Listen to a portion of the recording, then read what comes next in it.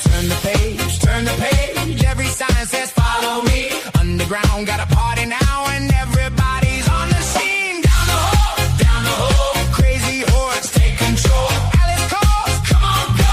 Forget the rabbit, down we go. Down the hall. Topics got teeth, but we still roll. Sky's the limit when you're down the hole. We don't care, we're headed home. 10-4 theories really go deep. Black helicopters in the rain. Every stranger says, I've seen it. Every answer conspiracy's the same. Alice keeps the cards up high. Our friends keep the chat alive. We laugh when the topics spiral, cause the weird ones help us drive. Turn the page, turn the page. Every sign says follow me. Underground got a party now and everybody's on the scene. Crazy horse, take control. Alex calls, come on, go. Forget the rabbit, down we go. Down the hole. Topics got teeth, but we still roll. Sky's the limit when you're down the hole. We don't care, we're headed home.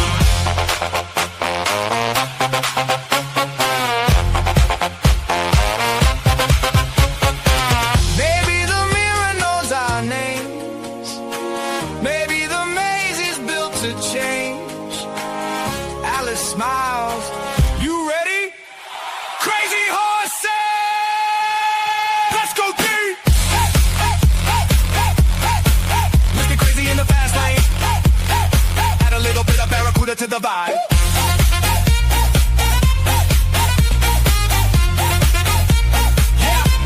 Yeah.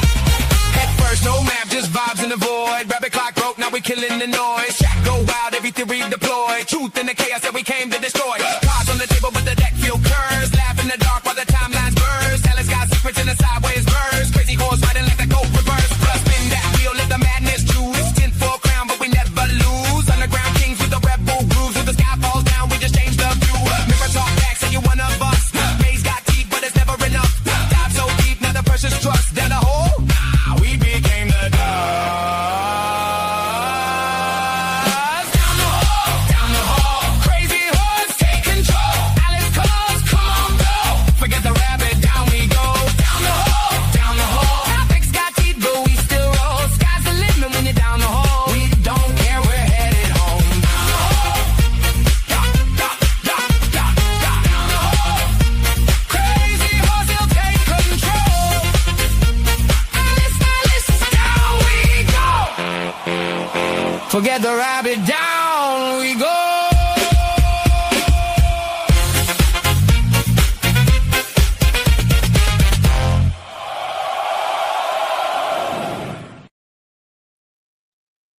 Hello, everyone, and welcome to Happy Hour with me, Alice. Let me jump right in and get to our drink specials tonight. Our offerings are including, but not limited to, Sex on the Beach martinis, fuzzy navels, and lemon drop shots. Why?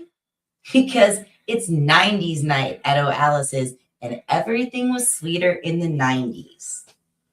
So we're going to talk about everything and anything 90s. So while everyone puts their orders in and the memories start flowing, let me introduce you to my Hella Fly panel that will make you say, do I make you Randy, baby? First up, you've got KJ, Cowboy Dan. Hey, howdy, hey, boys and girls. I got my Jenko jeans on and my knit sweater from 1995 that has the hoodie pulled down tight. Oh, yeah. Hey, way to go. And next, we've got Warrior. Greetings, mortals! Hey. And then we've got Casey of Casey's Creepy Creations. Hello, all. It's time to take a trip back in time. And I, for one, I got my parachute pants.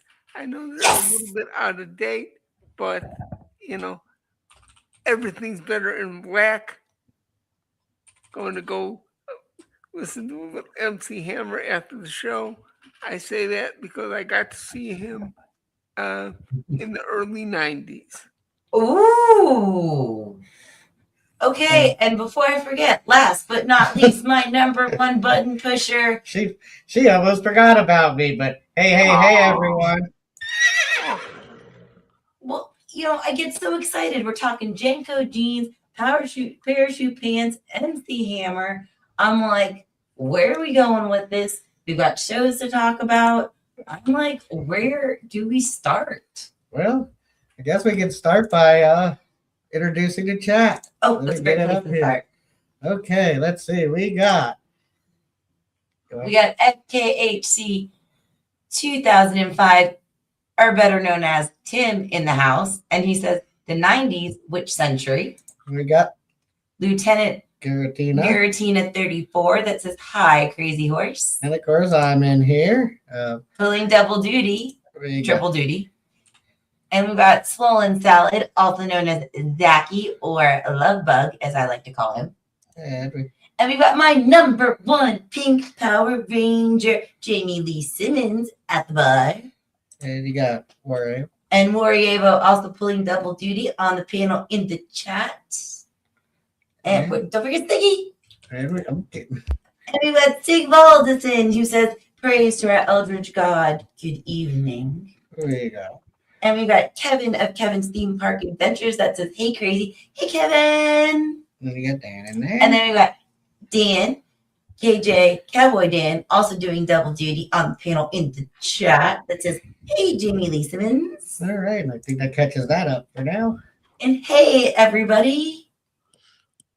It's all right. In my fan fiction, Jamie and I are holding on an affair, 1990s style. We're going down to the mall every week, getting maybe getting ourselves a little orange Julius. Isn't that right, Jamie? How you doing? Yeah, that's right. That'd be great. Oh, Yeah, Jamie's my 1990s girl. Me and her, we're going back a couple of decades, and we're enjoying that. We're gonna hit up the arcade here real quick after the show. Yes, Tim is already making fun of my Monday wordage. Thank you, Tim. Love you. Keep me honest. So, Power Rangers, that's a great place to start. the 90s had so many movies, technology changes. God, there's so many different ways we can go with this. And hey, Chris, So, where do we start? who wants to start? I'll start us off. Okay, sounds great. We'll start off, and I wish Theta were here for this. Is I want to start off with the earliest memories that I have from the 90s. Power Rangers. Mm-hmm. Yeah. And there is no one here who knows Power Rangers better than Theta, and I wish he were here for this. He was supposed to be coming. He said he would be here, so And we can always revisit it if data pops in. Back when Oh, I did yeah. extra work, I was an extra on 2 episodes. You see me for like less than like a total of 2 episodes. You see me for less than 9 seconds. It's awesome. oh, Oh, see now we're gonna have to find those clips. Hey, if you can find them, please clip them and send them to me because not even I know which episodes they were. I never watched the show, so all I know is what they told me. Now, is this like the Indiana Jones and the Temple of Doom, where Kathleen Kennedy has that brief, like 5-second cameo at the dance sequence at the beginning? I don't remember about that, but pretty much back in the 90s, it was 1999, and beginning of like early days of Mighty Morphin Power Rangers when they were Mighty Morphin Power Rangers, not one of those cruddy little spin-offs. I was doing extra work and was trying to get on any and every show I possibly could. And if you got selected for a show, you got $100 a day plus all the food you can eat from the cart. And when you're starving anything in Southern California, you're like, I'll take the food. And I was told, okay, we're going to have you. They put a flannel on me, and I looked young at the time. I was already young in the late 1990s. So Trying They to told me, think. "Stand on the-" 1999. 1999 was not Mighty Morphin. So circa 1999. I'm not. It was over 30 years ago, dude. I was young, just moved to California. So roughly about 18, 19, maybe most. 1990 to 2000 was Lost Galaxy. So before that, it would have been In Space. Well, whatever it was, they were still doing the school sequences. Oh, and I'd just like to introduce everybody to our Fox Hill has joined us. Hey, man. Hey, Fox, what's up, bro? Hey, Fox. Folks, what's up? He's alive. So I wasn't a watcher of the series. I didn't really watch the series. I was just trying to get work. So virtually that circa 1999 era, whether or not it was Power Rangers in space, Pigs in space, or Power Rangers at the McDonald's, it didn't really matter to me.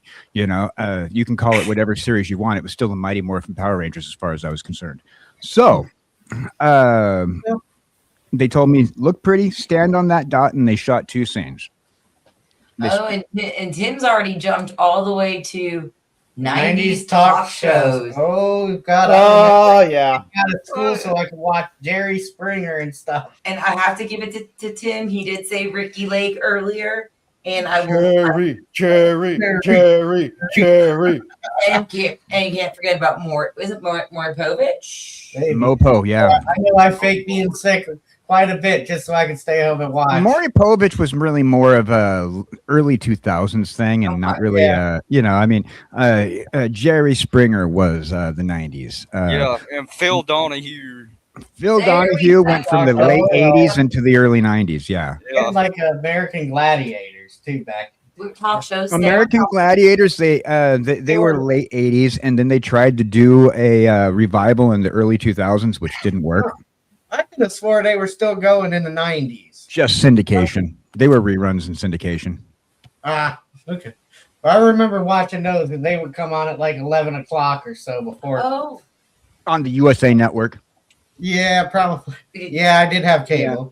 Yeah, in the early late 90s, after they kept on trying to keep them going in syndication, they brought it over to USA Network, and I think they did like one last season over there. Oh, gosh. So then what are some of the favorite movies of the 90s? Because I know we had quite a bit. Yeah, I know we had like Jurassic Park come out that time. We had, let's see, what 90s movies? Austin the Powers. the original Lion King freaking animated movie. True. Yeah. Pretty much all the Disney revival series cartoons under the Michael Eisner generation kicked. They made money. Yeah. Good answer. Yeah. I remember my dad taking me when it was re-released in theaters. I remember my dad taking me in very first day to see it, and I loved it. Ask any, it was a great movie, classic, right? But you ask any girl like Alice, right? And when you're talking about Lion King or anything of that era, she's like, "What? JTT? No kidding. Where? Okay, all right. Now we gotta. Okay, so going with the I'll JTT come back to thing. vote. Well, no, because this kind of goes with what Chris said. He said Married with Children was still one of his favorite 90s shows. Yes. But then you're talking about JTT and some Home Improvement. Oh God, yeah. We had a Yeah, lot. Anderson, here we come. Mm-hmm. Baywatch, yeah. Yeah. Pamela Anderson. Family Matters and Steve Urkel. Holy shit. Oh, Did God, I yeah. do that? We had like also Step by Step. We had Right. So just House even. Full House, and so that way everybody doesn't argue, because a lot of people are like, "Oh, well, Married with Children was an '80s show." Technically, it ended in the mid '90s, so it lasted for 10 years. Married with Children. Just want to let everybody know. Yeah. Now, we also can't forget the kids shows.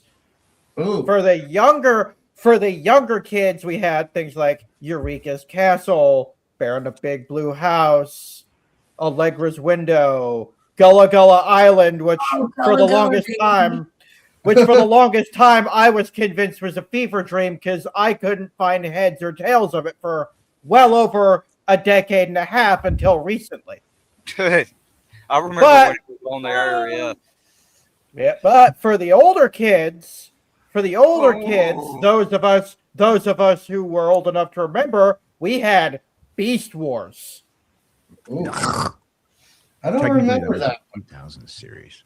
Ah, Beast Wars was, I believe, early to mid 90s. It was the first new Transformers series we had in America. So Beast Wars was technically it was at the end of the 90s, but it was really more of an early 2000s series because of the animation had just been coming out there in 1996.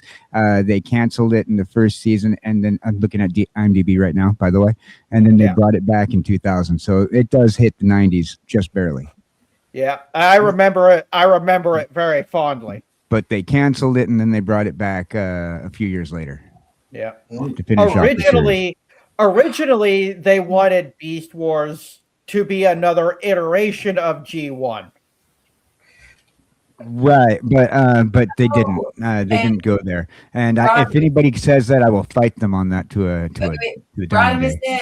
says Beast Wars aired in 1996. It was 1996, April 22nd. Yeah, their first season. Hasbro, after they bought Kenner. Kenner, it was a soft reboot because TF was declining in sales. Yeah, And then I have to give this one to Tim. Tim said Wishbone, and I completely Ooh. forgot about that show until you mentioned it. But PBS was still trying to kick it. Yeah, PBS. In 1999, they tried to respin it under Beast Machines. Yeah, and so, like, Beast Machines was actually a follow-up series. yeah, It they tried to continued- respin it after they canceled the show, and Beast Machines was the follow-up series. That's what I. Yeah. So that's where you get into the technicality. Was it a '90s show, or because they canceled it and started it back up under Beast Machines and in the 2000s? I hated both series. And Rod, Your opinion is valid, though My though opinion you are is just wrong. an opinion, by the way. Your opinion is valid, but you are wrong, good sir. well, hang on.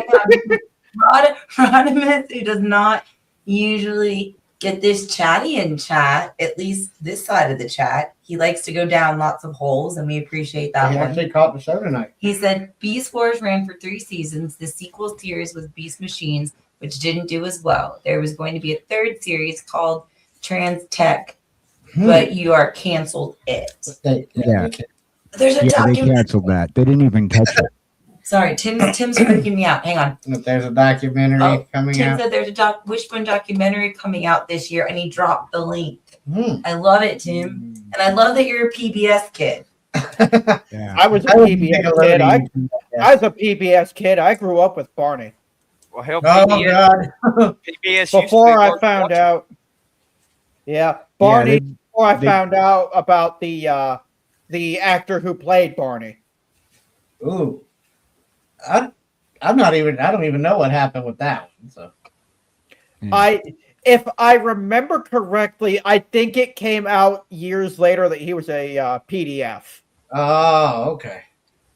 Well, And you know, my friend's cousin played the little dark-haired girl on the show, and I do remember hearing stories of him being a little on the creeper side.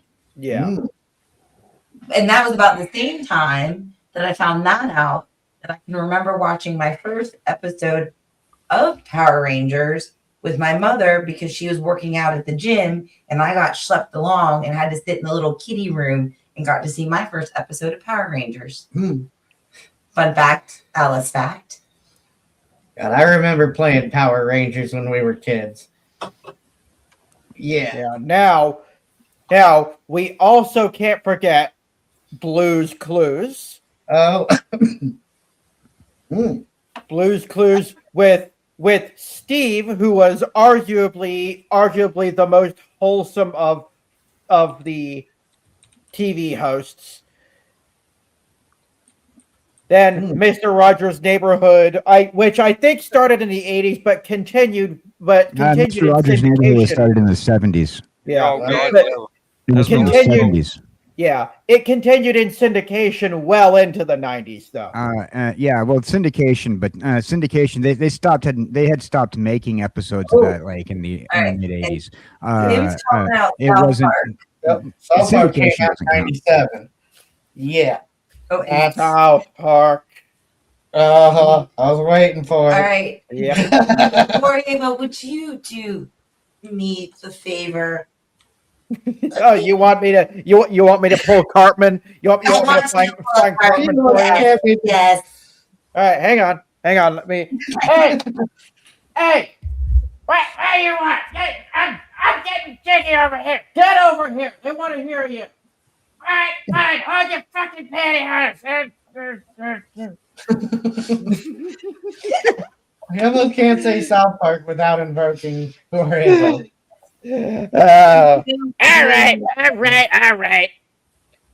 All right. Respect my authority, sons of bitches. Get up on that day. I'm in that string. Get out of here. All right, I can't do that voice for very long at a I time. know, My and I'm issues, my just throat. on the spot. I appreciate. Thank you for making me giggle. It was worth it. It was worth it. You know I love doing things on the fly like that. Oh, and look who graced us tonight. Ooh, Hey. now I'm it's a from party. the shadows because the shadows. He's only gonna know. go there, huh? He's gonna go Huh? there that way. Wait. He's gonna Love go there ya. that way. Yeah, I didn't grace you. I had to get stuff ready to then cook it once the parties involved are here, so they can eat. That's all. Well, I had to get stuff ready. Hey, everybody. Hey. How you doing, big guy? Where do I start, man? Where do I start? At the The Michael Jackson biopic pissing off the critics. Oh, that's so the- much the- fun. Yeah, the new shooter becoming the next Luigi. Where do you want to go today, Casey? Where do you want to go? I'll go there, buddy. Right now, we're making a pit stop into the 90s, however. Yeah, the 90s. Don't I wish I could go back to Melissa? What's her name? Clarissa Explains Everything. Oh, yeah. Clarissa explains it all. Explains it all. Yeah, man. I'm she's fixing to go 30. back to the 90s right now. Yeah. As we say here in the South, she's purty. She was indeed, son. Although, Hey. I'm a little surprised nobody mentioned my personal favorite show from the 80s and 90s. Yeah. My personal favorite show. I was in college from 1991 to 1994, and one of the things, I was kind of a shy kid, and one of the things that I bonded with my dorm mates over was that every afternoon we would all get together in the guys' room that had a TV, and we'd be watching Power Rangers, and then we'd be doing like Batman the animated series. Dude, I love Theta to death, but I have war stories from having to go from store to store to find a white ranger. Oh God, Okay. they were like hens. I mean, I'm not going to say I have PTSD, but my God, you remember that movie with Arnold Schwarzenegger Yeah. fighting with the other parents? for that for Jingle that all the call. way. Jingle Yeah, all the yeah, way. that's it. Yeah. That was me with the white Power Ranger, man. That was Oh, every. boy. That Still was have that come everybody up with on the our white Christmas Power movie. Ranger, dude. Now, God. if you wanted, if you wanted real Tommy Oliver, if you wanted real Power Rangers action, Dude, it I had could've- to be the Green Ranger. I could have hired him for less money. Man, 'cause he was more 90s pre-adult stuff, and I think I was too. Good And we God. haven't even man. got movies. So. Well, but you know the funny part at 90s was the time of TV because we had Walker Texas Ranger. Oh, Yeah. Yes, Got to give the Chuck shout out. Got to give the Norris. shout out to the man. Chuck Yeah. Norris.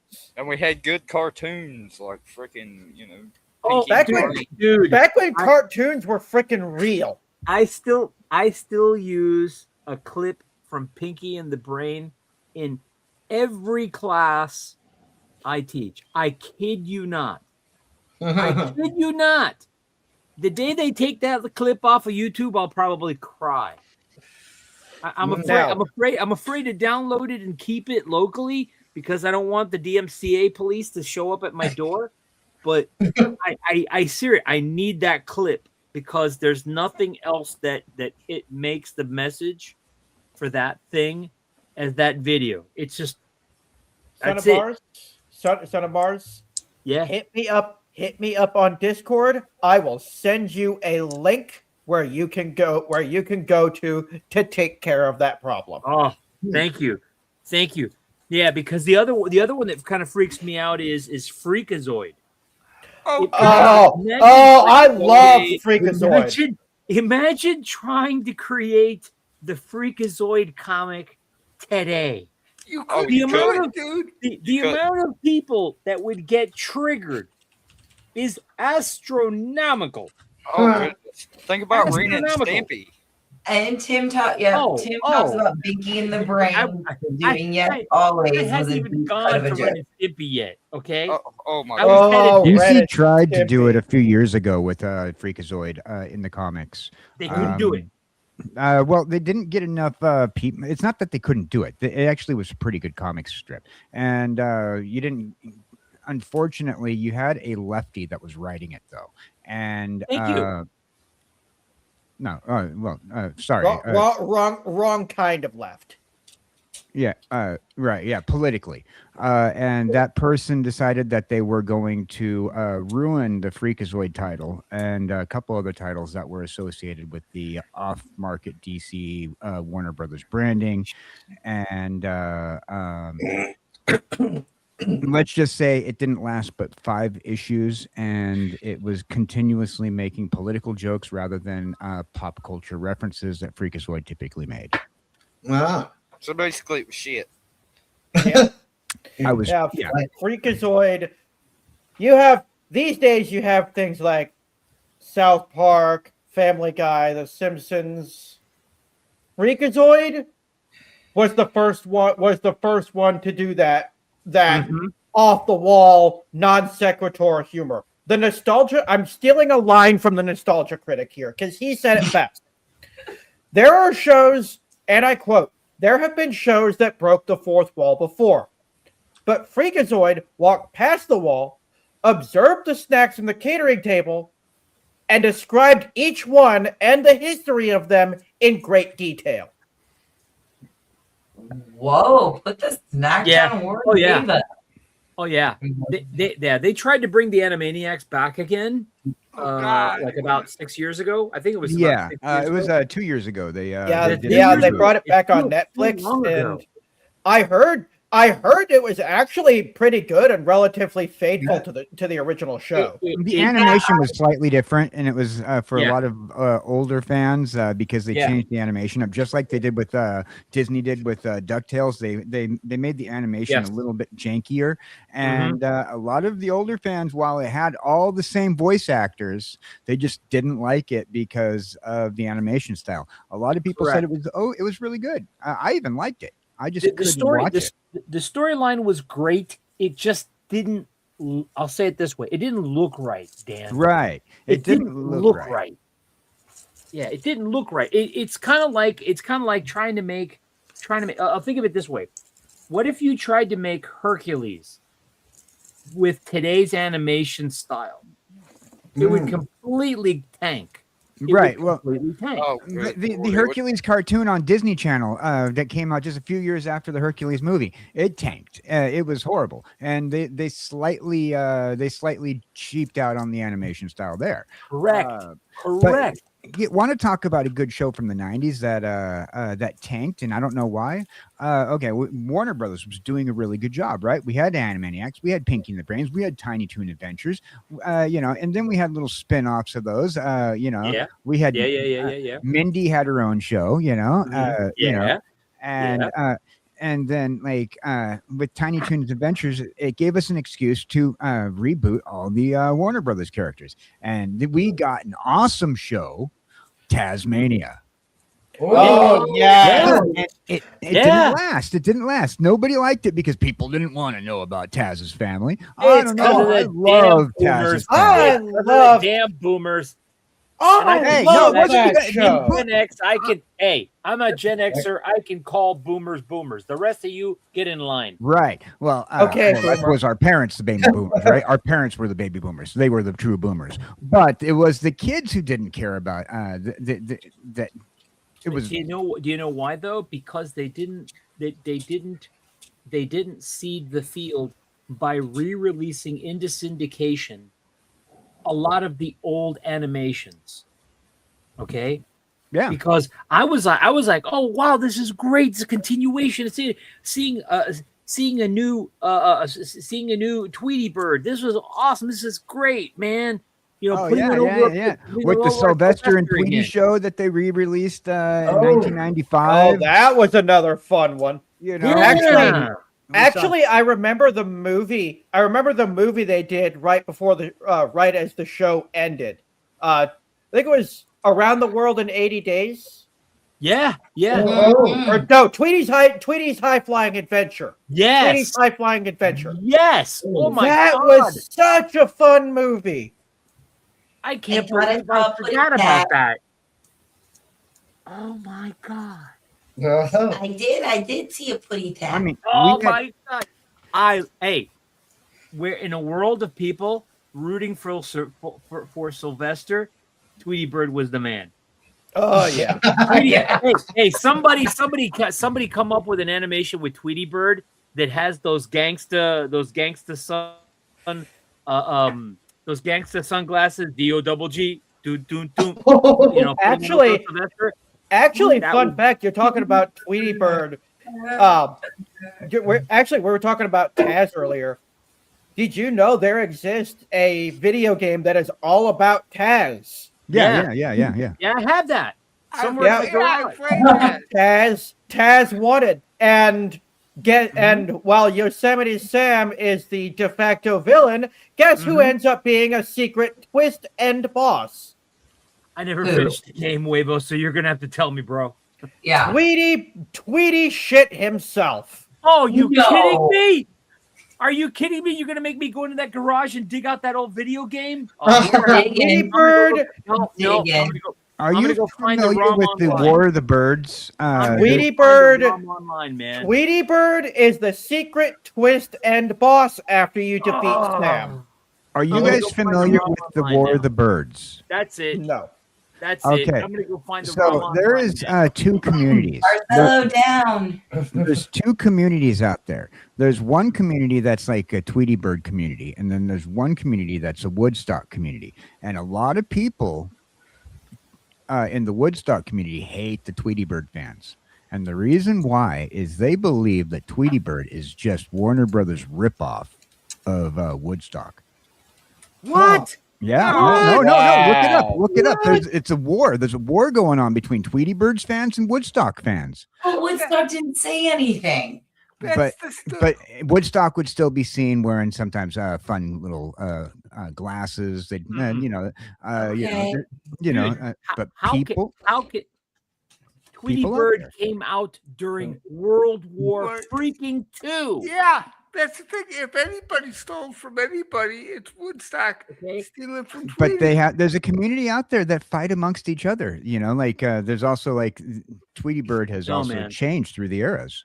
There's Well- a community out there they hate each other because of the Okay, two so birds. so I remember down here in Miami there was a place called ABC Comics, and the owner there apparently was a huge fan of Warner Brothers characters, and he had a wall with comic books from when he was a young man, and it had Yosemite Sam, Bugs Bunny, Daffy Duck. The man at this point, if it's if whoever owns that collection, the thing's got to be worth hundreds of thousands, if not more. Okay, and one of the characters was Tweety Bird. Yep. And back then, Tweety Bird was really pale, with like two hairs to his head. That's it. He had 2 hairs to his name. And Yeah. interestingly enough, I asked him, okay, so Tweety Bird is what? Tweety Bird is a vulture. Mhm. Tweety Bird is literally a baby vulture. Tweety Bird, when he grows up, is supposed to grow up to be a vulture. Yeah, that was Go before figure. they came out with the chicken hawk concept later on. Go figure. But yeah, that was a thing. That was a thing. I believe that was Yeah. whew. Yeah. Yeah. Maybe you went there crazy. It was called ABC Comics in North Miami Beach. Oh no, I don't. I've never been I there. think I've been there. I think Okay. Dad and I were there. Yeah, your dad. Okay. would be there. Comics To answer the question once and for all, I actually looked it up on Google. Trust What me. Tweety There you Bird, go. Tweety Bird or Woodstock. The AI here actually lied, but it called itself out in its own lie. It says here Tweety Bird debuted in 1959. Woodstock first appeared in 1966. Right. So but But it says think of- Woodstock. It says Woodstock originated in 1966 is older than Tweety Bird, who according to this debuted 6 years before that. there was character changes Yeah. though, is what we're talking about. Yes. There was character changes which led to a war socially between two different groups Nope. of fandoms. Okay. This is what we're talking about. Okay, Yep. well, hang on, because Tim says first Tweety cartoon had the famous line, "Give me the bird, give me the bird." If the Hayes office, Oh, I know this one. I'd give him the bird, all right. The I'll Abbott, give you the the Abbott bird. and Costello, the Abbott I'll and give you the Costello bird. one. Yeah, you want the bird? I'll give you the bird. But only let me. I give him the bird, all I'll right. give you the bird. Hang on a second. Forget the AI. Okay, I went to Google and it says first appearance, A Tale of Two Kitties. Right there, November 21st, 1942. I rest my case. 1942. Yeah, Where's sorry, the gavel? Tweety Bird has absolutely been around since World War II. Yeah, he's Oh, been yeah, around there you before go. that. He's been around before that even. I'm I think sorry, like the man. concept of the character has changed. I'm just talking about when I say there's a war between two fandoms, I'm not talking about when they came out. I'm talking about how the fandoms represent the characters. Ah. And Yeah. it doesn't matter when you're talking about a fandom war, right? Right.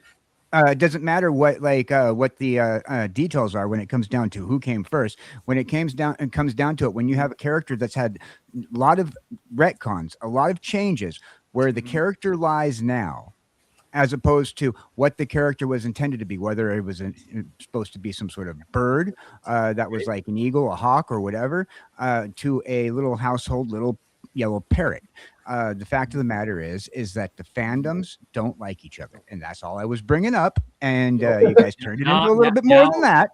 Now I know somebody who I'm not supposed to like, which fine, whatever. There are two different fandoms that have a little war going on, and I was just trying to bring that topic up. Yeah, that's it's all. basically like PlayStation and X-Boy. You know, it Xbox doesn't fanboy. matter. It doesn't matter the history between the character when there's retcons. Look, man, all I'm just gonna say is Tweety Bird was trying to make sure he put it to the man. That's it. That's it. Oh, Okay. Tweety oh, Bird was just trying to live his life, going about his business, and here the man come and try to put the squeeze on the bird. No. Well, That's I what always, I'm I always saying. felt Sylvester was so damn stupid. He deserved whatever he got. I'm just saying, You know, man. there had to be a point at which you had to say, diminishing returns. I mean, think about it. As far as a meal goes, there's nothing to Tweety. You Right? know, Really? What the fuck? Dude, are you doing? man. See, Dude, not just yeah. chicken McNuggets? Yeah, but you Chicken have to chicken remember, nuggets? Casey. You have to Please, a remember, chicken nugget. Casey. It's not the sustenance; it's the principle. It's like Coyote and the Roadrunner. It's the Well, yeah. principle of the thing. no, I get that, but when you think about what this poor cat went through for so many years, just trying to He brought Get it it himself, man. get a quick. I Yeah. love what Casey identifies with, though. He brought it on I think himself. Casey is Team Kitty on this one. He Oh, brought it on himself. no, And I'm no, a dog hey. person, okay? Actually, Ellis, I'm as far as cartoons go, I'm team everybody because, quite frankly, I can admire Sylvester like I admire Wiley because he was that cartoon version of the everyman, the guy that would Well, keep going no matter what. okay. So there I'll share your dichotomy because while I rooted for Tweety Bird because I thought Tweety Bird was just trying to live his thing, man. He was just, hey man, I'm just hanging out here on my perch. I'm swinging. The old lady brings me some seed every once in a while. He's just chilling. Okay. Wile E. Coyote, on the other hand, was kept getting it in spades from this company called Acme. Okay, which now I confess I'm curious to see this bloody movie that supposedly they were trying to suppress. I Yeah. want to see it for myself. I have resisted seeing the review videos from I think like Critical Drinker, the DC man himself. I want to see this thing for myself, make my own impression. Okay, but if it goes the way I think I'm going again, it's the man trying to stick it to him. Oh, Yeah. absolutely. On top of that, I mean, we've all bought like pretty shit mail order products. I think like sorry, didn't mean to swear. Could be just called I've Don't been Timu. on let that it be run said. lately. It's okay. I've been we on got that run the last couple of days. Could be but just called Timu. been average, yeah. So like Timo and like these crud Amazon things. Everybody's been getting these since back in the 50s and 60s when we had the Fuller Brush man come into the house. You Oh got my your god! Or the stuff you ordered off of comic books, yeah. right. You've I always had don't your- forget the Sea sea monkey. monkeys. and so the Acme You stuff, want exactly these- like Fox said, is based off of kind of like the horrible stuff that you'd order through the comic books and through magazines. These mail order things that don't turn out the way they're supposed to. But yet Yeah. you kept on having hope that these products were going to be Yeah. awesome. You were going to get a actual submarine, not a cardboard cutout thing.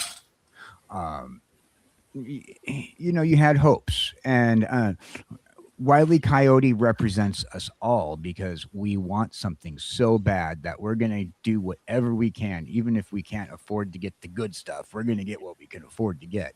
And Wile E. Coyote gets this horrible mail order stuff because he's a coyote living in the desert. You think this guy has money? Come on.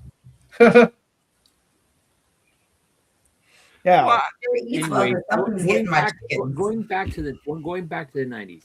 What was Now- your favorite TV show of the 90s? Be honest. Buffy the Vampire Slayer. Oh, Me? I'll buy that. I'll buy Home, that. Home Improvement. Home Improvement. Okay, I'll buy that. Fox, what was yours? Had to have been the Simpsons back when they were still good. Yep. Okay. Wavo, what was yours? Beast Wars, no question. Beast Wars. Okay. Casey. I'm going to mention one. I already did, but I'll also give it a codicil that I would have to say anything on Fox back in the 90s Okay. when it was still good. Okay. But my most favorite would have been Batman and Robin, the animated series. Okay. Oh, I Okay, forgot okay, about that okay, one. Okay, hold up, Alice, please. You know, I don't. So the one show that I could say that I actually watched the reboot to because it kind of meant so much to me would have been Full House. So for Okay. me, if you're saying something that I could say I actually was willing to watch with my kids when they tried to do the reboot, Mm-hmm. would have been Full House. But I love me some Buffy and I love me some Home Improvement. And so, but if you would go with the one that I think I've watched the most reruns of, Okay. for me, it would be Full House because I love nothing more than Fanny when they try to Okay. make a chicken out of Michelle. All right. I still remember my 90s lineup, right? So Okay. I start the evening off with a little Third Rock from the Sun, then bounce Okay. over to the WB with a little My So-Called Life, and followed up with Buffy the Vampire Slayer. Okay. Okay. And then, you know, Alan Hannigan was hot back in the day. Oh, If she it was was- so hot. Hey, settle Oh. down, Weibo. Settle down. if it was That a was Friday, crazy. if That it was was a, Getting to that. We're getting to that. Oh, let's if not it go was to a, Friday. if it was a Friday, we had TGIF, and I had to go and watch Step by Step. You know, Yep. Yes. you know. Yes. Monday Yeah. nights, and then again on weekend nights we had Twin Peaks, like the original Twin Peaks, not the rebroadcast. Come on, Dan. Come on, you can do it. Come on. You know, and, Okay. we had All right, Wednesday that's nights where it. we had Friends, new episodes of Friends every Oh, Wednesday night. okay. Okay. I've had all I can stand. I can't stand no more.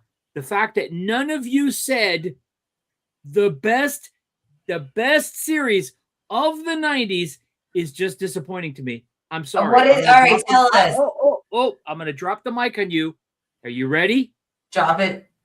The X-Files. Yeah, okay, the Oh. X-Files. Oh, I'm there- sorry. Okay. I watched I'm because sorry I to saw do this to you. X-Files and Uh, Star Trek Voyager back to back. They played them back to back on UPN. whoa. We're not gonna get into there because then we'll have a Babylon 5 conversation. Now, Hey, I hey, couldn't watch the X-Files. I couldn't watch the X-Files. I was a bit too young for Are it. you serious? Firefly. Oh my god, dude! Oh, If you were in your 20s at any time during the 90s, you had the ultra hots for Gillian Anderson. Oh, yeah. I was Leave in that my right there. single Hold on a second. digits. Not even in a the question. You 90s. said three words that I want to go back to: Babylon 5 and then Ultra Hots. Oh boy. Yeah. So Mira Furlane. Oh my Yeah. god. Hmm. Oh my god. Yeah. Oh, And she you was- are hot. Thank you. MG. Dude. Mhm. Oh. And Yeah. you know what, Mhm. Dan? You know someone's hot when they can even wear that prosthetic on their head and be bald, like in the first couple of seasons. You And mean the she first was 3 still seasons? hot. Yeah. Yeah, The first yeah. 3 seasons. If you were there, you know. Oh man. And she Dude. was still hot. Oh, I'm sorry. You said Babylon 5, and immediately I was like, Of course. um, Of course. No, And- I'll put it this way. People still to this day, you want to talk about arguments, Dan? You know, between Tweety Bird and you know, And- two different fan communities. Yeah. right. Some people to this day argue that Deep Space Nine was Paramount's response to Michael J. Straczynski creating and getting Babylon 5 greenlit. Well, it doesn't help can we talk that about some of the that writers said that. You know, it doesn't help that some of the writers said that. Yeah, absolutely. It doesn't help. It doesn't help that what's his name, Berman, said that. But in their defense, DS9 is perhaps, I would say, pinnacle Star Trek. Oh Ooh, yeah, you yeah. know I love It is definitely a different take on Star Trek, which Quintessential Star Trek Star Trek. needed. You know, it needed a. Everybody wanted to know what happened at Starbase 6. I mean, there were well, that thing that happened at Starbase 6. Well, what happened at Starbase 6 for God's sakes? You mean every four.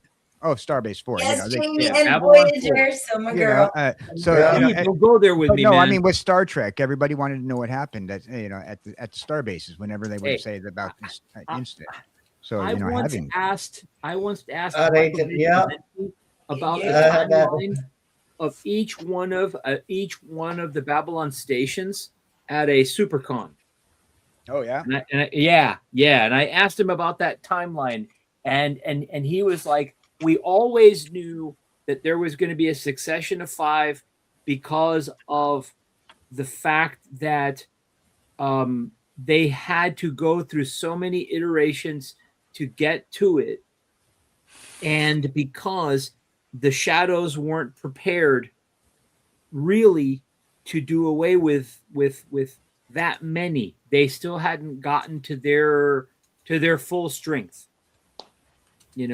And for example, Babylon 3 was blown up by agents of the shadows who were trying to show their loyalty to the shadows. Yeah. So No, we can I talk feel- Babylon 5 an entire night. oh yeah. I kind of want to do like one day. I want to get like do a sci-fi smash or pass. Get the hottest women of sci-fi and just go smash or pass. Oh, okay. You go that deep, you're gonna have a hot ass panel. I'll tell you that. Hey, I got one thing. One more thing I need to say about the 1-5. Honestly, now I know Mira Furlong was like smoking hot. Everybody knows it, but I also like Claudia. I'm trying to think of the woman's last. Say it with me, Claudia Christian. Claudia Christian. Thank you. who is still setting the room on fire, I might add. I can believe it. I mean, I know. She is. I know Mira got a lot of love. No pun intended. Okay. But Claudia was smoking. Dude, they stacked the deck, Casey. You don't understand. I can say this because certain people aren't home right now, but I'll go through the list. Mira Furlan, Yes, Andrea Thompson, absolutely. Tracy Scoggins, Yeah.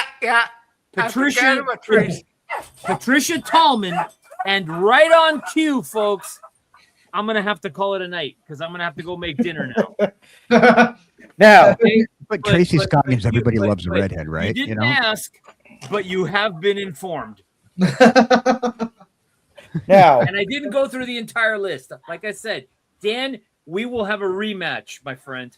Oh yeah. You know what? Next time I see you, I'm putting together a smash or pass segment, and we're gonna Yeah. go through all the women of sci-fi. Absolutely. You know. Absolutely. So, anyways, folks, enjoy the rest of the evening. I'll be listening in, but I gotta go cook dinner. Have Okay. a great night, buddy. Give Peasels. Dad my love. Thank you. I We'll do promise it. we'll leave out Walter Koenig as Alfred. all right, now, before I continue to the next topic, does the name Marlies Andrada mean anything to anyone here? Hang on. I No, don't but I no, feel like no. it should. She made appearances in 2 episodes of Baywatch. Okay. Oh. Perfect transition into my personal favorite thing of the 90s. Marlies Andrada, while being a Baywatch star, was also in a video game in 1999. Okay. Gex 3, Deep Cover Gecko. Okay. I didn't really watch Baywatch. I have to be Now- honest with you. Now, you teenagers and people in your 20s of the day would probably know her from her more popular occupation in Playboy magazine. Oh. Now you're beginning to get. I Now was like, and which one was she? Which year? Oh, Which she was on month? Baywatch Surf City. She wasn't like in regular Baywatch. She was in Baywatch Surf City, 1989. Okay. But I didn't watch yes, Baywatch. transitioning into video games, which is my obsession. In the same way, Gex was obsessed with TV to the point that the line between reality and fantasy blurred. So I am with video games. By the way, I love that game. Now Man. we have in the early 90s, transitioning from the 80s into the 90s, we have NES and Sega Genesis. Oh yeah. Yeah. Super Mario yeah, Brothers 3. Love it. Crash Yep. Bandicoot. Oh, in the Sega. Oh god. Yeah, actually, Crash Bandicoot was PlayStation. That came later, but Oh yeah, yeah. that PlayStation. It was Oh, look at Wario calling no, you out. Was it? It was Sonic that was Sega. Sorry. Yeah, Sonic the Yeah. Hedgehog. Sonic Sonic the Hedgehog 2 was one of my favorite games growing up. I tell you what. To the I point that I actually reviewed Sonic 2 before I reviewed Sonic 1. Oh. That's how much of an impact it had on me. I'll tell you what. I wore the original Sonic cartridge out, the one that came with the Genesis. I wore that thing to the ground. I don't doubt it. I never beat the game, but that didn't mean I didn't spend hours and hours trying.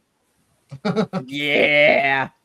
Oh, There that you would've go. been like me playing 007 GoldenEye on Super Nintendo before. Actually- Sega. 64. Actually, that 64. was Nintendo 64. Yeah, that was in 64. Was it? Yeah. Yeah. Oh, it was 6 shit. Oh, you're getting. I had all the consoles. I was I trying to know. blend I them. love that they're all trying Now, to. Be great. Now, Super Nintendo transitioning into the mid 90s, which also encompasses PlayStation, which there you're getting into my territory. Yep, PS1. Yep. And All right, of I will course, say you can't this, talk about. PS1 was Cool Borders. There you go. Yeah. We keep on Yep, let's add more and definitely. more buttons era of video gaming. Come on. Yep. You know, Now- be men. the Go to a original stand-up Need for cabinet, Speed. throw a couple quarters in there, and only have 2 buttons and a joystick. Come on, be men. Now, with the PlayStation, you can't talk about PlayStation without talking about Tomb Raider, Spyro the Dragon, things like that. Tomb But- Raider, pyramid-shaped boobs. Oh yeah. But the one most overlooked PS1 game that had arguably the biggest definitive impact on all future PlayStation, Ape Escape. The first game to fully utilize the concept of the DualShock analog controller. Mm-hmm. Of which I'm actually currently in the process of making a review of Ape Escape. I loved Ape Escape so much. I had a demo disc which I ended up losing. I had an original Black Label copy which I wore out. I had my mom get me a second Black Label copy which I also wore out, which I still have on my shelf behind me. Oh, I want my classic consoles back.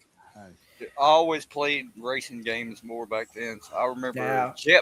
Jet Moto, the original Road Rash, and the original Need for Speed. Oh, the original. Yes, I had the original Yeah. Need for Speed. My Yeah, brother Need for used to Speed games. Yeah. My brother used to play Jet Moto.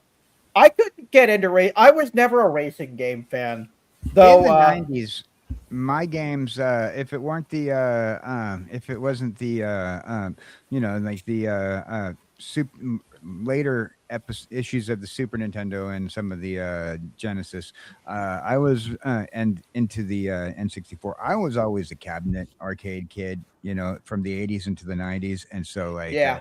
in the 90s I was working at an Amco arcade. So when we're talking like in the 90s, we're talking like some of the original cabinet versions of Tekken. We're talking, you know, we're just like, oh, this arcade unit has finally gotten 4 buttons. Come along with the times, just like my old Super Nintendo. You know, we were excited as arcade kids. Now, I am older than everybody else here, except for Casey.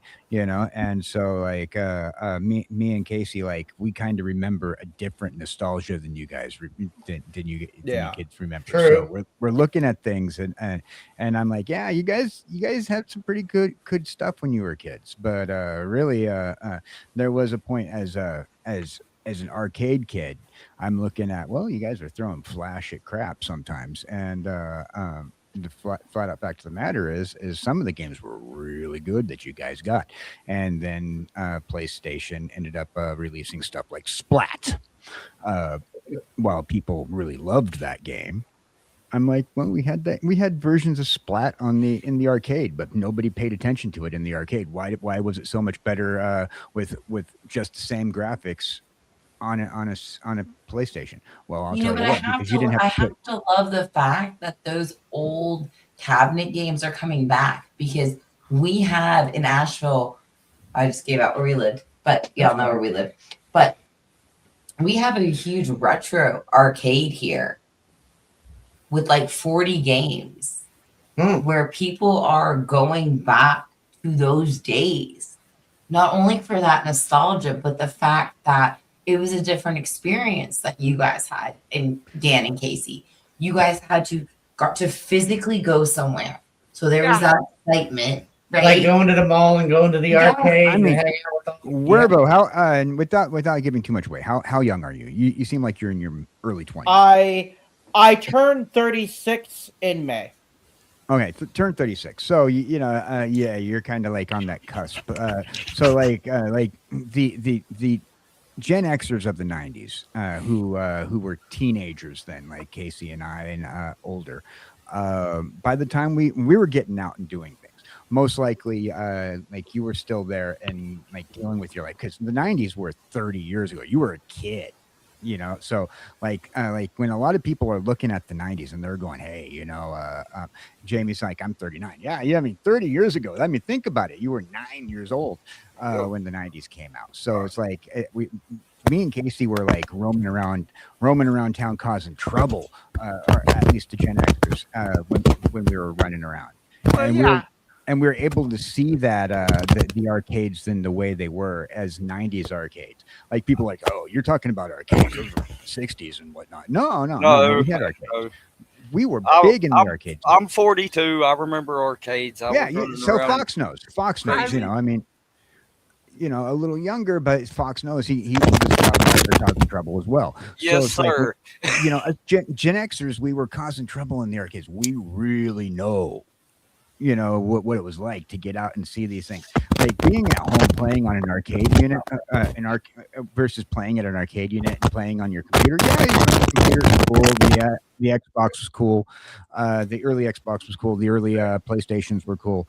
You know, the N64 was awesome in my opinion, because that was my generation. You know, and the last real system that I took the time to buy new. You know, and we were rocking out on these cabinets, socializing, getting out of the house. We you know, these kids It's nowadays not don't Casey. understand. Wait. I would like to say, Swollen, it's not Casey this time. We have fixed That's that a- problem. Yeah, this time it was Fox. And again, I say from the bottom of my furry puppy Reaper heart, thank you, and thank you. But can I go back to something that Dan was saying?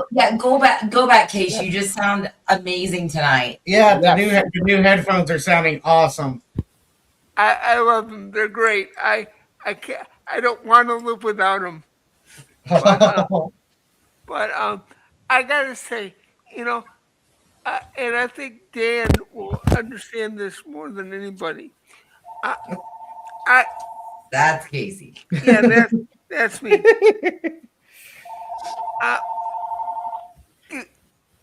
Wait, she'll go away in a minute. Okay, she. Is it the woman? Is it the woman from the draft board again? Yeah. No, actually, it's the woman that's trying to come and give me dinner to put me to bed, and I don't want to go yet because I'm having too much fun.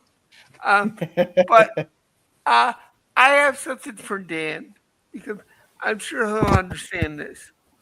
When I was a kid, I didn't get to go to the arcade a lot, but that was what made it really special. Was because it when you went to an arcade, it was kind of an event, if you know what I mean. Like you were talking about, you meet up with all your buddies and hang out there. It just wasn't a place you went to play games. It was a socialization event as well. And as much as I love my my tabletop things at home, you just never got that, no matter how good the games they gave you were, how close to the arcade experience they were. Uh, you know, it's just not the same.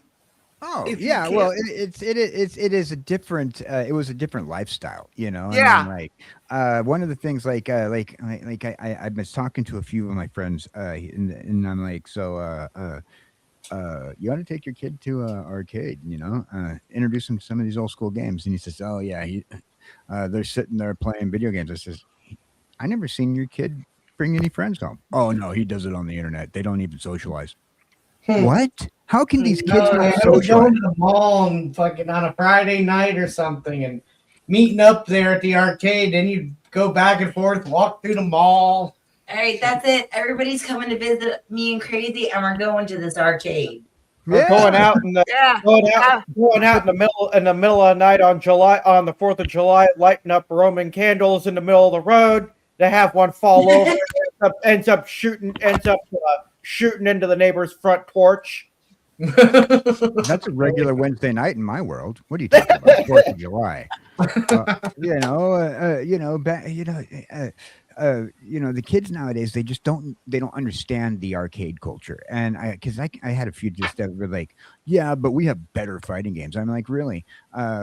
When we were kids, we used to play Tekken and Mortal Kombat and like bet quarters against each other. I'd come home with like $5 in quarters that I didn't even have to worry about spending because we were kind of pseudo gambling at the arcade on Mortal Kombat. Mhm. You know? But that was the thing about putting your money down, slapping that quarter, slapping that 50 cents on top of that game and going, And then you got to rule the machine. You kept Yes. that machine until, and anybody who wanted to play you, they had to slap that quarter down if they wanted to play. You just didn't walk away from the machine. I had next. I was supposed to be next to play. You know. Yeah, and the thing for me was, it was a big deal because if you wanted to go to the arcade, you had to actually earn the quarter. It wasn't like you could just go and flip the switch and pop in the cartridge anytime you want. You had to go out and do something to earn the quarter. Yeah. And then the And- kids who don't like arcades now, there's a lot of kids that tell me that, I've seen it over and over again on, especially my friend's kid. He says, well, arcades cost money and Yeah. they can just play Mortal Yeah. Kombat, a better version at home. Yeah. Arcades do I cost was- money. I You was know? actually just about to mention that the year of our Lord, September 13th, 1993, Mortal Monday. Mm. The That- day Mortal Kombat finally came home. But Does no one here understand the significance of that day? I remember having it on my home consoles. Well, yeah, I enjoyed doing it, but dude, I did it for a number of years. But I tell you what, I would give back the cartridge if I could just go to the arcade and play it the way it was meant to be played. Yeah, Mortal Kombat was CD based. That was the nice thing about Mortal Kombat. when they Actually- finally released it. Actually, when it actually originally it was on cartridge. Yeah, it was on cartridge, Dan. Yeah, Super I didn't- I Nintendo, Genesis, I didn't Game get it Gear, on. and Game I didn't Boy. get it on cartridge. I got it on CD. So, you know. You got it later though. Yeah. Yeah, I think because I had was- it on PlayStation because too. why play something? I on had it on cartridge that I second. could get it on cartridge when I could Not too much. played it for at the arcade I worked at as a kid. You know, as a teenager.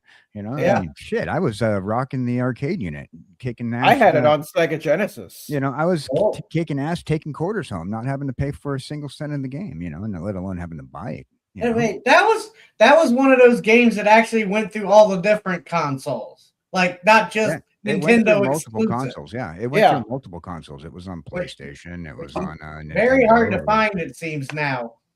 Yeah, they rotated it through multiple consoles. Oh, Alice, I need to know something. Yes. Just because I need to check something with you. Okay. Is this perchance the arcade that will feed my personal addiction? If you Yes. remember what that was. Let's see how good Alice was.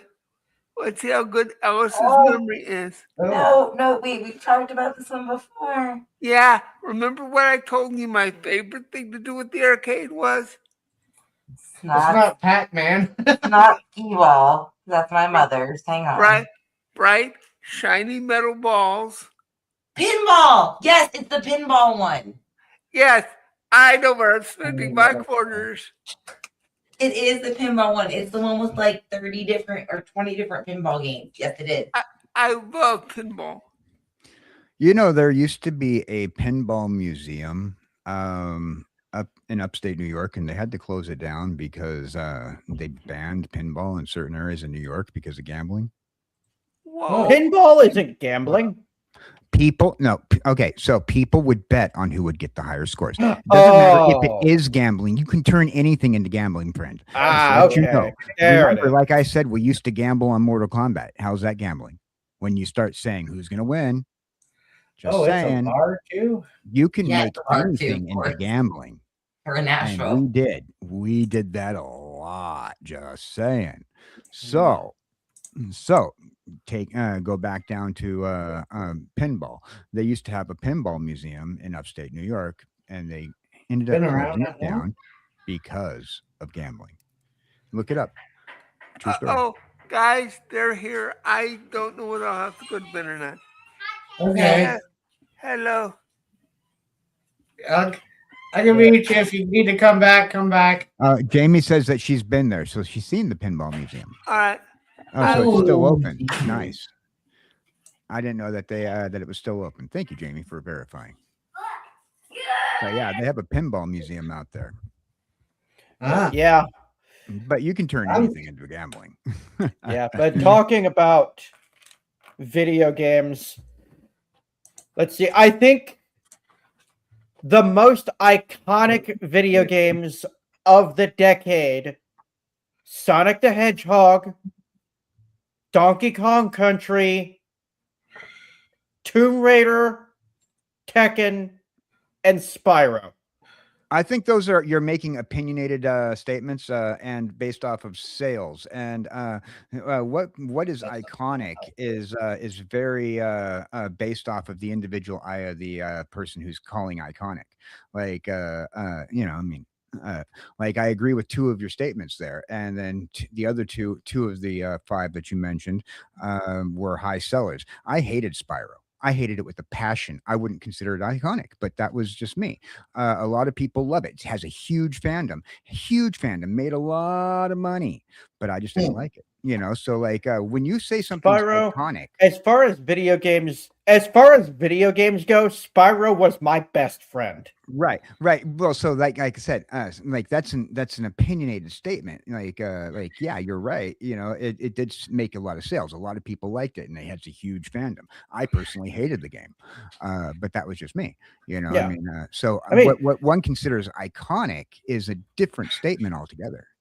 Yeah. And to your credit, when you're talking about video games and iconic, when you're talking about iconic video games, there is no such thing as an objective list. Everything's objective, dude. Everything's objective. What's your basis? So of it's all scaling? it's all subjective. It's all subjective. When it that's comes to subjective. opinion is subjective. But when you're saying, you said it as a fact earlier, that it was a fact that those are you said it as a fact that those were iconic things. So in that case scenario, it's an objective because you're looking at the ultimate overall scores that they're given. Now, if you want to talk about what sold the most, what had the most followers, what had the most sales or copies sold, then absolutely you can absolutely say that those are statements. But when you're saying iconic in the form of people wanting to buy a game, particularly when they played the game and they said whether or not they like it, that's a different story altogether. Now, that is also the opposite side of objective, and that turns into subjective. Now, I personally believe that when you're talking about what is iconic, it's what people's opinions are now, as opposed to what things were sold at and numbers that were sold and how big the fan base is. Because I personally, like I said, there's games that we've had a lot of topics in today's conversation that I completely disagree with you on. And when like you disagreed with me on the Beast Wars, you said, I see your opinion, but you're completely wrong. In this case scenario, you are completely wrong. Because you are taking an opinion. You are taking an opinion and saying it's objective when it's actually subjective. Dan, this is why I love you all in our little, I'm going to steal Tony's line because he's offline right now. Our little corner of the universe, because I love these debates. I love. Yes, it is fun. It is because it pushes Warrivo to defend his points. It pushes you to defend your points, and it gives me a great perspective on things that I don't necessarily know about. And our viewers and our chat get things to talk about. And here's another game for you. I remember Metal Gear Solid, the original on PlayStation. I remember physically going to the rental store and having to rent it for, I overkept it because I had to keep playing. Metal Gear Solid. Now, Blockbuster really fined you on that one, $5 extra a day. They charged you a whole rental fee per day that you were late. Yeah, we might have had late fees. Your parents were not happy with that, I bet. No. Now, I got sucked in. It was like, I have to try to beat the game. You know what I did? I just went in and brought it in, told the person rescan it out, and then got myself another 3 days on the Blockbuster. That might have been what we did, but I do know I had the game for like I got it on like a Friday, and I had it till the next Sunday. You know, because then you rescan it and you get $3. It only costs you $3 as opposed to the $5 it cost you to rent it. Or I think they might have done because I think you could rent it for like 3 or 5 days, however that worked. I remember Blockbuster Video back in the 90s. They had this thing in the late 90s where Blockbuster Video had you signed up for the program, and whatever you wanted to rent, you can rent for the month. When it came down to the gaming, you got the monthly gaming pass. There was this monthly gaming pass. You rented, you went in, you grabbed whatever games you wanted for the month, and you paid one price for that monthly pass on those games. Now, Cowboy Dan, if I may hazard a guess, were you a NES, Super NES guy? Oh, in the 80s, NES, absolutely. When it came to the 90s, I had my Super NES. But for the 90s, I was more N64. I loved N64. Yeah, I was an N64 person over the Super Nintendo, but Super Nintendo did bicust that 80s and 90s. But when it comes down to what I would have considered, would have been N64 for the 90s. Yeah, and that explains your point of view on games like Spyro, for example. Because I talked to a lot of people who, over the years, who have favored Nintendo over things like PlayStation or Sega. Well, you didn't ask Most about of if I them didn't. favored PlayStation. You asked if I favored which Nintendo. Now, when it came down to PlayStations, I did like PlayStation. I had a lot of PlayStation games. I just did not like Spyro on the PlayStation. I didn't like Spyro at all. I just couldn't. I play it. never heard of it or played it. Oh, so. but Warhero's review on it is brilliant. It's funny, and it does remind me a lot of Crash Bandicoot. You know, the fact that I didn't like it's just my opinion. You know, I mean, there's a lot of PlayStation games that I absolutely loved and continued to play and continue to play it to this day. But on that note, what is your personal favorite PlayStation game? Wait, Zach made a comment. Oh, only real Metal Gear Solid fans that would is the question understand. we're going to have to get back to on a later date because I think I have my list. I have a list because it's all genre based. Good, because I told you were making one. It's genre based, so we'll come back to that. Yeah. Now, when it comes to PlayStation games then versus those same games now, the graphics for Spyro the Dragon did not age well at all. But of the PlayStation games, one of the ones that aged the least was Tomb Raider. Oh. Tomb Raider, not Tomb Raider 2, specifically the original Tomb Raider 1. It was a classic back in the day. It was considered, in the 90s, it was considered one of the top tier, most iconic PlayStation games of the 90s. Yeah. It was one of the top sold. The phrase iconic, I really like the phrase iconic. Once again, I'm going back to that argument. It was one of the top sold games of the 90s, absolutely. And as iconic is an opinionated statement, by the way, and I will keep on repeating that. It's an opinionated statement, and by today's standards, by today's standards, Tomb Raider sucks by today's standards. By today's standards, everything from the 90s suck. I'm sorry when it comes down to graphic storyline. So you cannot make that comparison. That is an unfair comparison, and you know it. You're just making an opinionated statement because you want to make me mad, and you've seen that it's already worked twice. So, making these opinionated statements is not going to work. I'm sorry, but the fact of the matter is you cannot compare, like, these kids today. They always compare, well, this is better than that because it's better. I'm sorry. They've had time to change, get better technology, get better stuff, get better used to coding. They got better things because they've learned and they've stepped on shoulders of everybody else. You cannot legitimately compare Tomb Raider now to Tomb Raider then. And if you do try to make that comparison, you are absolutely just pulling at strings just to piss people off. And I'll tell you what, go ahead and rage bait me all you want. You can piss me off all you want, but I'm going to tell you that you're making an opinionated statement, and I will hold you to that. Well, and that was one other thing in the 90s that technology came around so I'm not fast. worried about making these kids cry if they make an opinionated statement. I'm sorry. I'm not I'm from the Generation X. I will tell you when you're making an opinionated statement. Sorry. I'm just saying, technology did come around. Casey talking. Go ahead, Casey got to say. Go, Casey. Crazy here. It appears that I must leave you now. So I will just say good night to you. Good night to this fine panel here. Please, people, do not have a beach forum while I'm gone. Be safe, Okay, Casey. okay. I will supervise the best of my ability. Yep. Crazy's here. We will hold all good Reaper conversations to a later date. Yep. Even Zach says that we can calm down now, but I need to get your your commercial clip I can play. I want your commercial clip. And so we can plug you right.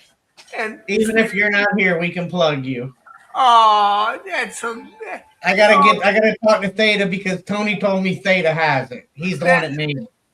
Now that's why I love my Palomino pal. Yes. But Alice, when are you going to get home tomorrow? I need to call you and ask you something. It's my late day. Do you want me to call from work? I've got a flip room tomorrow.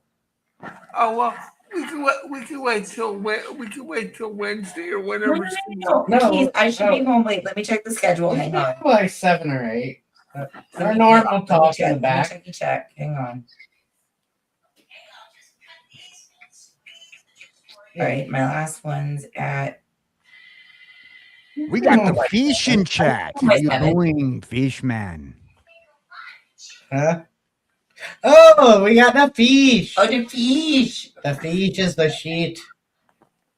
Okay. What's up, man? We're getting tornadoes. Oh boy. Okay. I haven't Well, looked in. I'll tell you what. I'll give you a call tomorrow if the mountain is still standing. Otherwise, I'll give you a call. I'll give you a call sometime this week. No, we'll KD, get call me tomorrow. We'll be good. We'll hop back. Okay, no I problem. always make time for my Reaper. I appreciate that. And you guys don't ever have to worry about being late. I mean, after what you just did, you get all the passes you need. Oh, man. We love you. I'm glad those headphones sound amazing. Oh, You are clearer than you've ever been. I love them, dude. I mean, they're so comfy. I hate to take them off. But sometimes my ears itch and I got to take them off, and I'm like, no, I don't. Nice. Anyway, guys, have a great night. The 90s rule, but no more than any of you guys. I gotta go eat some dinner and go to bed. All right. Night, Casey. Okay, love you. Bye. Okay, yeah, we hadn't even got into major movies or anything Yeah. from the 90s. It's a bit dark. And the music. I gotta leave So before much. the good stuff. Oh, music. That's gonna be a good one. The 90s were a great decade for entertainment. I mean, God, and in all the technology swings, we wouldn't be here today if it wasn't for the massive quick changes. Now, when it comes to movies and music, I really don't have any sort of horses in any of those races. Because movies and music, I was raised on 60s. I was raised on 70s and 80s movies and music. I was raised on Star Wars, Indiana Jones, stuff like that. And music, Def Leppard, Metallica, AC/DC, Aerosmith. Those are the kind of stuff I listen to. Yeah, but I know there were major movies that come out in the 90s that now they're trying to remake and they're just butchering them. God. Oh. That's because we have no more ideas. There's no more ideas that are valid. Yeah, I firmly agree with Cowboy Dan on this.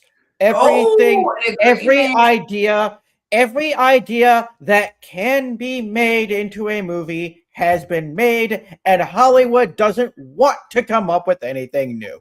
Yes, to a certain degree. Every idea that has been made that's usable has been absolutely used. But that's because we rely on Hollywood to put together a cookie cutter format, where and Hollywood relies on that cookie cutter in order. They don't want to touch something new. They don't want to go and add anything new, because when you're looking at Hollywood, right? Do you want to buy the game that's not Super Mario Brothers because you don't know if it's going to be any good? No, I want the original. I will go right back to the first Super Mario Brothers. But Hollywood, they're like, it doesn't matter if it's Mario or something else. If it has the same storyline, it's going to be sold because Tim, like take for example Disney. I gotta say this one. Get down. Take for example. How about the remake of Debbie Does Dallas? Oh, Well, I know they made a sequel to it. Well, they just butchered I think it was 90s, Malcolm in the Middle. They just butchered it. Well, that was a continuation butchered, and they did it to for clout, but that was different. But like as Wervo said, they don't have any original ideas. And why is that? Because they don't want to leave the cookie cutter, and everybody's tired of the same movies. And so what are you going to do? Throw a little political content in there just to make it make people want to watch it? Actually, it makes people not want to watch it now. Well, as far as they're And concerned, Jamie says Malcolm in the Middle was unfair. Mhm. Yeah. yeah, You did watch it, James? All right. Oh, I think yeah. it's with Jamie. Hang on. yeah, No, I just got done watching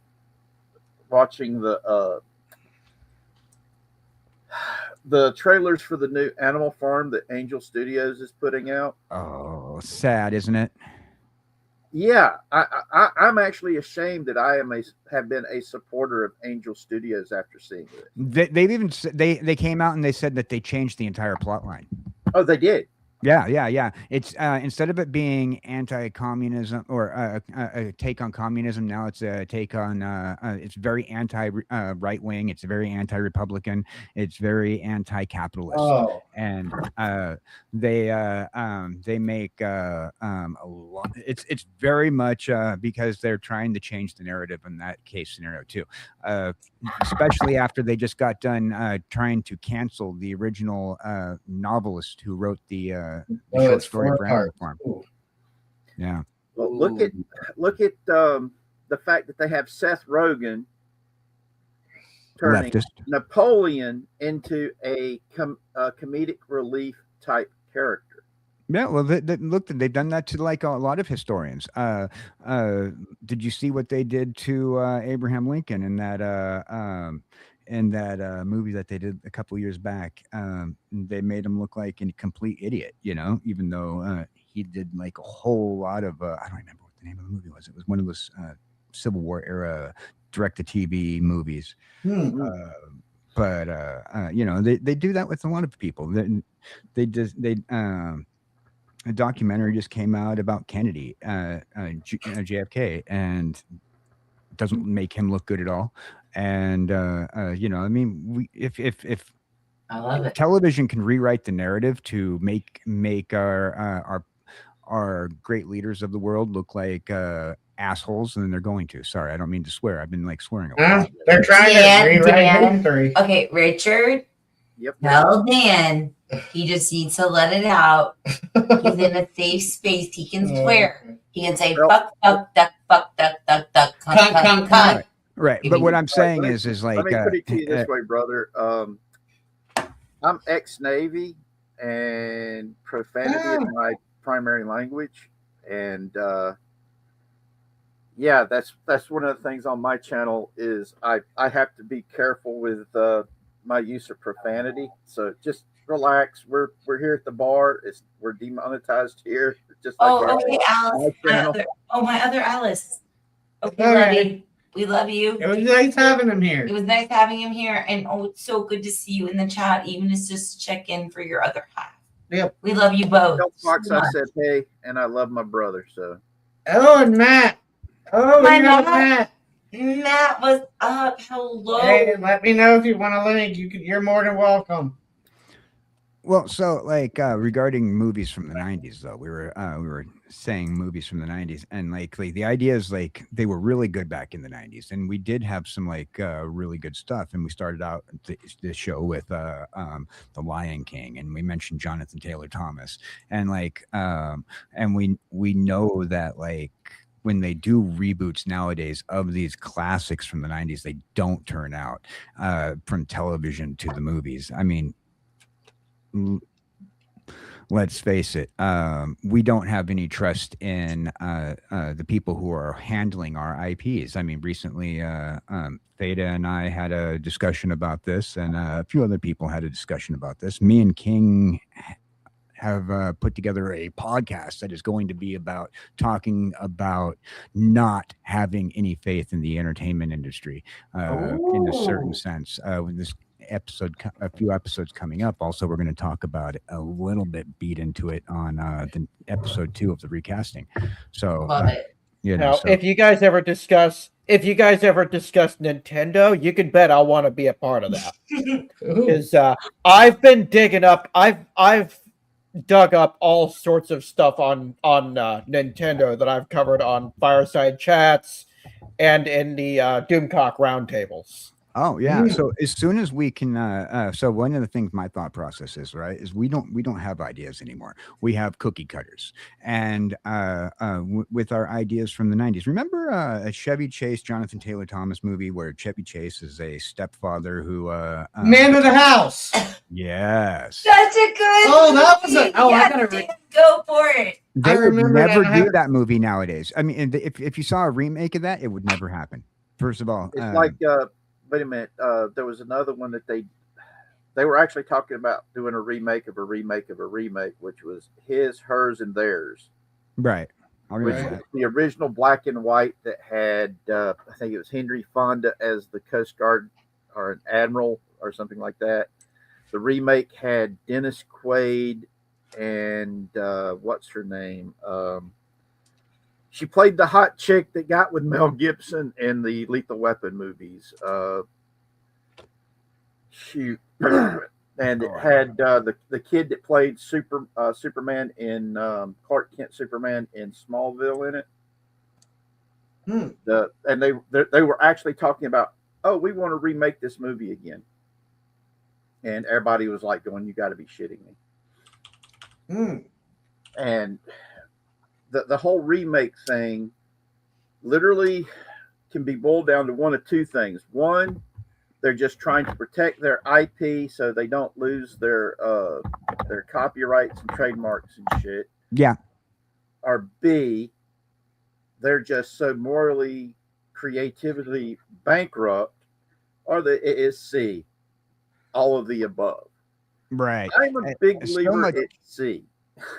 Yeah, definitely C, absolutely. But when it comes down to the copyrights and trademarks things, right? So like with Marvel stuff, for example, they Marvel back in the 70s, in order to save Marvel Comics, had to lease out the rights to the characters for television rights, movie rights, and excuse me, television and movie Says rights. And Family Matters so was a That was great in the 90s, show. dude. But no, Yeah. no, they leased them out in the 70s because that was when they started going under. When you started seeing the movies come out in mass, that was in the 90s. Okay, they So in the leased the character 70s rights back out in the 70s when they were Marvel Comics was going to go out of business. The Well, in the production set- the print company was going out of Well, business. Stan Lee had said that he went to in the 70s. He went out to. They were having money issues, but he went to Hollywood and was basically advertising to Hollywood for TV shows, cartoons. Right. This and is what I'm movies. talking about. Right. Oh, what I'm okay. talking I thought you were This is saying what that I'm they talking. just- You're talking about what happened later in the 90s. Okay, I'm talking about in the 70s when they went out and leased out the movie rights originally. So you have like the reasons that you had Bruce Banner as not Bruce Banner in the Lou Ferrigno Hulk series. They had to Yeah. change his name over, and you had a Japanese company buy the rights to Spider-Man, which ended up being bought out by Sony back in the 90s. And all these companies that eventually got the rights of characters through these contracts that Stan Lee made back in the 70s. Okay. Yeah. And this is what I'm talking about. So in order for them to keep these contracted characters, they have to make a movie with at least one of these characters that they've purchased the contractual rights for every so many years, whether it be a movie, a television show, some form of entertainment. The reason why we had an unreleased Fantastic Four movie back in the 80s, the reason why we had the worst Captain America movie, which was iconic to me. Once again, I say iconic because it's a opinionated word. The Captain America movie that released in the 80s was iconic to me, but it was not Captain America to anybody. No comic book fan would recognize it. Yeah. You know, They made and- the Red Skull an Italian. right. They made, yeah, pretty much, you know. So like, Oh, so wait, Tim made a great point. He said David Hasselhoff started as Nick Fury. David agent. Hasselhoff, exactly. So like in the 70s and 80s, we had like the 98. and then up until the 90s, it So- moved forward. Ah, Yeah, that was on Fox TV, the Fox the Fox TV channel. Right. It was a made-for-TV movie with David Hasselhoff as Nick Fury, and it was part of their big push to do the whole Fox Fox Kids, the cartoons, they wanted to actually have some live action movies to toss in there with it. Yeah. It was That a was, big move. Yeah. Like it was like the early concept of that. It was like it was before Roger Fox Kids, Corman though, did but it it was in an early 94. concept. Yeah. But so that whole movement where they had like these IPs, and as we talk about cookie cutter IPs, they're like, okay, well, so what they're going to do is they're going to have these IPs, and they want these IPs to be done and redone. So like as they just change out the from chocolate chips, they put raisins in it.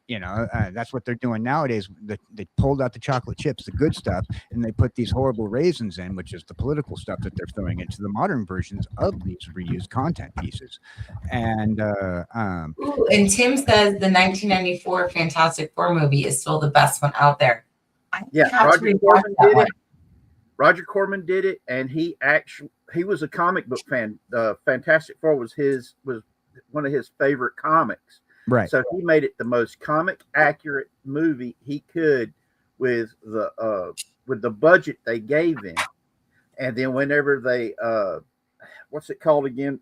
When they ash canned the movie, he got so mad he'd have nothing to do with any Marvel properties after that. Yeah, a lot of people were kind of that way, and then like when people got really pissed off at that point in time, because of the whole like Howard the Duck situation, we had something that was even worse. We had something that was even worse, and we expected so much from Howard the Duck as comic book fans. We wanted something that was incredibly awesome. So wait, Howard the Duck was originally a comic book?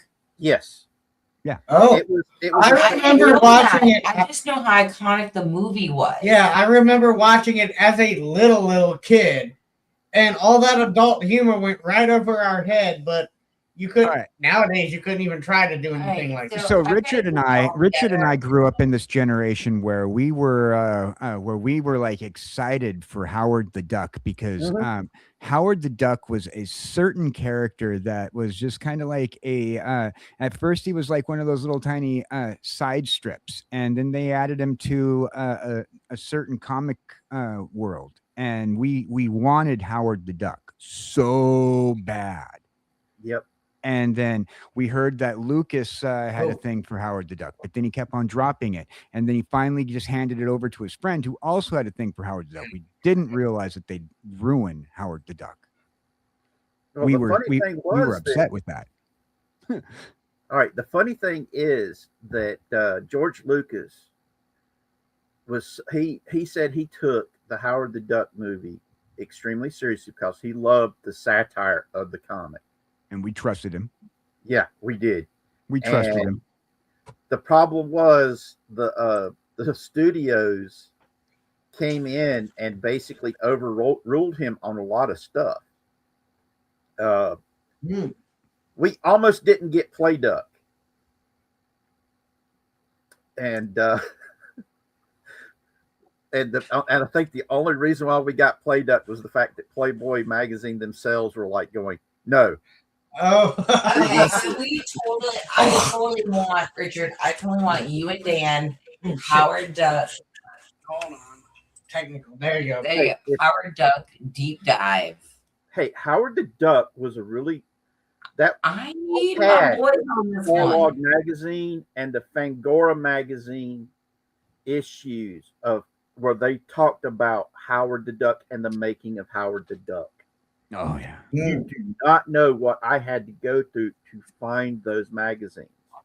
The Fangora one, I found it by accident at a place that had back issue comics and magazines. And I spent like $30 on that damn thing. You found it at a comic place that had back issues? Yes. I spent I have on back it. issues. Hey, I got My image. back. Lick my. Sorry.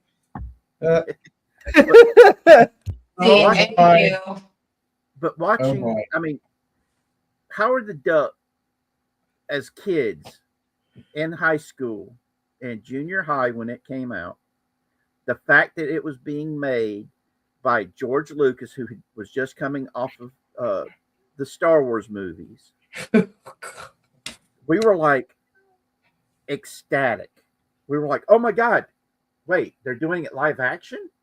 Because we thought at first they was going to do it animated. But instead they did it live action, which cost a shit ton more money. But we had such high hopes for it. I mean, we were like excited to move for the movie. Oh, we're super excited. Yeah. How long did it take for you to beg your parents to let you go see it at the theater? Oh, I'll tell you what. Especially since like it was a comic book movie. My parents were like, if it makes him shut up, but at the same time, I told the story the other night about having to sneak into Batman, Which was awesome because you only paid for one ticket. right? So but at the same time, Howard the Duck was a Jim Henson looking duck. My parents didn't think it'd be that bad, and just like Jim parents, Henson looking duck. Oh my God, Dan, you got it. Yeah. It was yes. Now, I mentioned that I don't remember that many movies from the 90s, but one movie, actually, there are two movies that I remember. One of them fondly, one of them I cringe when I think about it. Those are Batman Forever and the 1998, I think it was, quote unquote, Godzilla. Oh, both of those I cringe.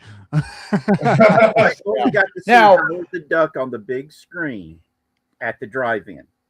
No, at the drive. Oh, Richard, you had to put Oh, the the drive-in. drive-in. God, I love a drive-in. There was Thunderbird Drive-in in South Florida. I remember going there and sitting through like Cliffhanger in the early 90s drive-in. What was that one? The Halloween one. Richard, Shelby was the only drive-in we had back in the day. It was that Christmas movie that was Halloween. I can't even think of the damn name right now. Fuck. Yeah, that one I saw in drive. Oh my God, bless you. Richard, fix your child. He says, You "What's know a what movie drive-in?" I saw in a drive-in? I can remember. I can No Holds Barred was one of the movies I saw All in a right, drive-in. hold on. All right, Zachary, a drive-in is where you actually go to a field that's got this big, huge, flat space. This hurts me so much. Okay, that they project the movie up onto. You've played Fallout, the Starlight Drive-In. Where you drive in and there's a big movie screen and you park your car and there's this little device that has the speakers and you take that little device and you hook put it to in your window. car. And you had a place that was a concession stand where you could go get ice cream, sodas, candies, and stuff like that. It was a place that the teenagers would go to socialize when their other friends were making out in the car.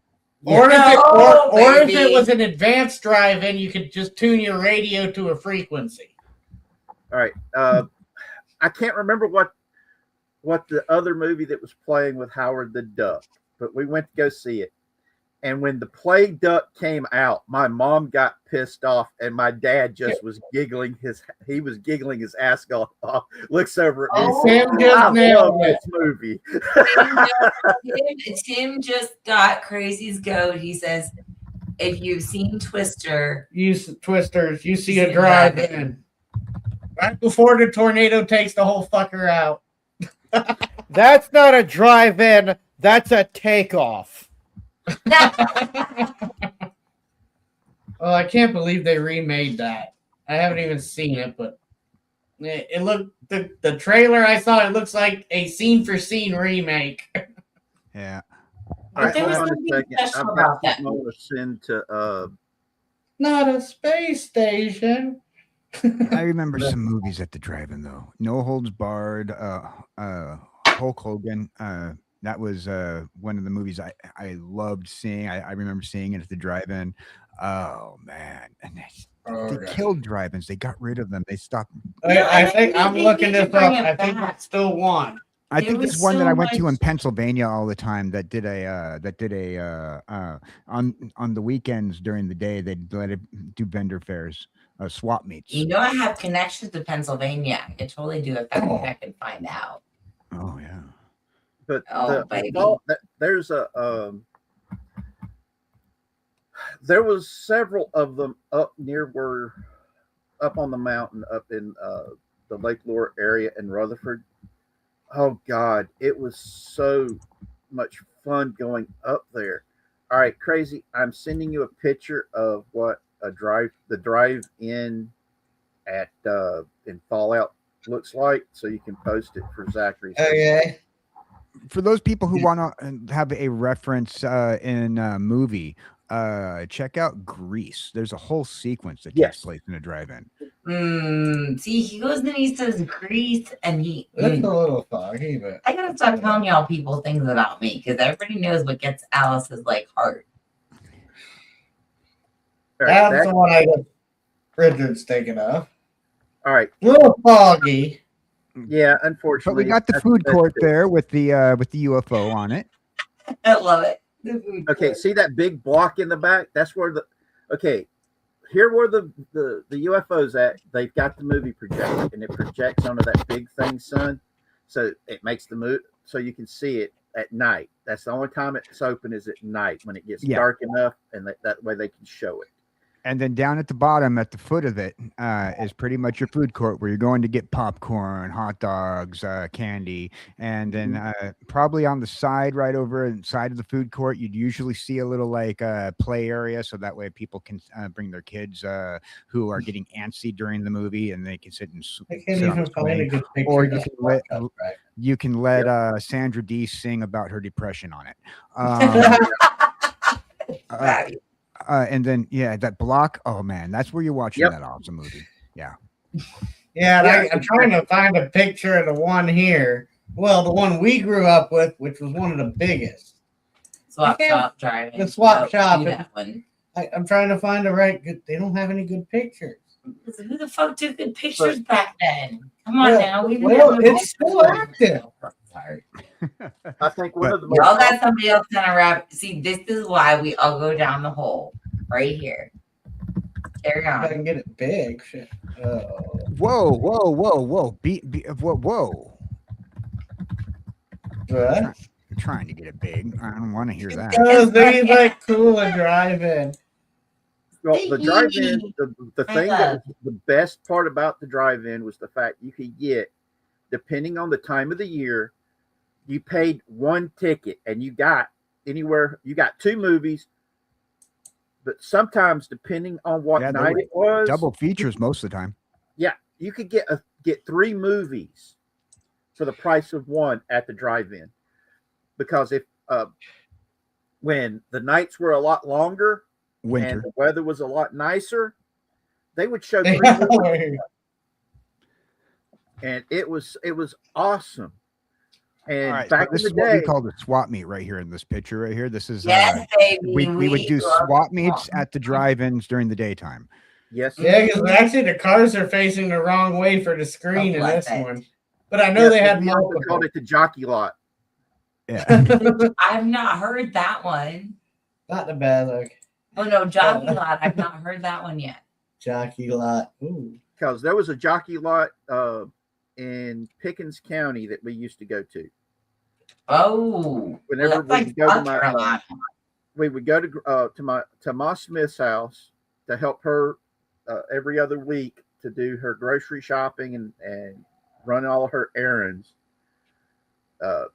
We would go to the jockey lot, and during the daytime, the jockey lot was this big, gigantic flea market, and at night, on the weekends, it was a drive-in movie theater, and it was awesome. Growing up in the late 70s and throughout the 80s, there's no time like that out there. It was a time that yes, Pickens County, South Carolina. Yeah. Oh, Siggy knows exactly where I'm talking about. Yeah, but he's like Cherokee County, and I'm like, what Cherokee County? I'm like, I deal with all the natives. See, Yeah, Alice she sees Cherokee County and she's like, Cherokee people. One of the best bits that Paul Revere and the Raiders ever Yeah, did. but my little peanut at work, bless her heart, she's grew up on the res, knows nothing of anything but the res, the Cherokee res. So we're bona fide with that one here. I can make the Cherokee jokes. My pumpkin at work gave me the. And they just opened their dispensary not long ago. That's funny you should mention Cherokee because I happen to be part Cherokee myself. I was questioning with I'm your Cherokee. I'm Cherokee. I am I think 16th Cherokee on my father's side. You know, I could tell that you were Native American. You know how? You're ornery. And Yeah, that makes sense. Yeah, no. It's not a Especially bad thing. It's not a bad thing. That's a good thing. That's a good thing. Especially with my innate passion for video games. Well, my 3 closest friends that I am still friends with that I made in kindergarten were Cherokee, because there used to be a pretty decent sized Cherokee population up in the mountains around Lake Lure. And it was awesome, man, growing up there. I mean, hell, summertime, if I wasn't staying with my grandparents here in Waxhaw and I was running loose up on the mountain, I still have to ask myself, is the statute of limitations gone out yet? Because one thing Cowboy Dan doesn't know is we're living where Richard grew up. We're like 5 miles from where Richard grew up. Yeah. And there's a couple of places up there that, oh man, when I was told that they've the little valley that we had found on our adventures, that me and the guys were like going, holy shit, this is awesome. But we got stuck with the damn preacher's son going with us one time. And we had spent all summer gathering supplies and rope so we could rappel down the mountain into this little valley so we could explore it. Tim says, I like going to antique stores. Wait, Tim and I are going to have a love affair, because I kind of have a love affair with Tim with him. He starts talking about antique stores. I do love everybody, but so I shouldn't tell you then that antique dealership is in my blood. I know it is, because you guys had the store and Grandma had the store. Mm-hmm. Yeah. See, everybody, this is why I love our family. I love our little community. I love our little corner of the internet, is because you all are so special to me. I want Dan to hear this part because I think he's going to laugh his ass off, because it probably brings good memories. Exactly. All right. We were forced to let the little brat of our preacher travel with us one day, and we were like, okay, what have we got? And we all went to the edge that overlooked this little valley that was like there, and we're like going over everything we've got. We had our checklist of everything we needed. Do we got enough rope? Let's check. Toss the rope over the side to see if it reached the bottom with a pair of binoculars. Nope. We're about, I say, 10, 20 feet. We still need. Okay. Oh, I think I can get that from where Dad works. All right, cool. We're good on that one. How much water do we got? We're going to have to take a minute to highlight Marcelo's chat. Hang on. Never asked me to cook pork. Yes, the only Cuban American who can't cook pork. It's okay. Oh. You got some Jew blood in you there, baby. It's okay. And he went back when we got back home that night. He went and told his mommy and his daddy what we were planning on doing, which was we were going to explore this little valley where we thought nobody else had ever been to, because there was nobody there. That Wednesday night, we got all drugged into the church. Oh, bless it. And from then on out, we had to have adult supervision. Mm-hmm. That little brat told everybody we were going to rappel down into the damn place. And I was like, we all were like looking at that little brat going, should we kill him? We got to, if we do it, we got to make sure we do it without nobody knowing we did it.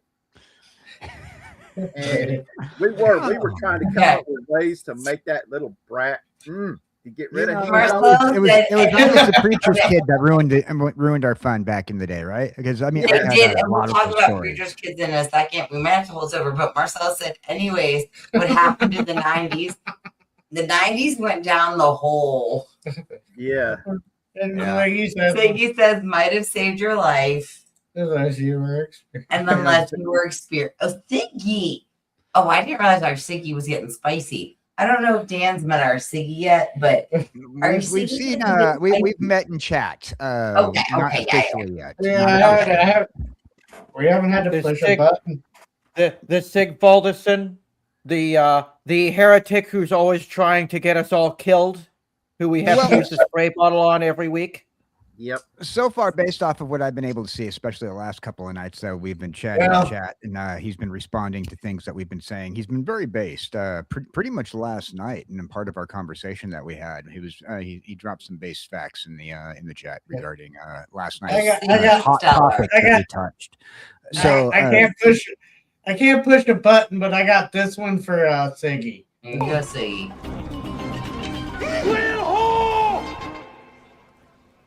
Did somebody just call me a whale? Yeah, I know who.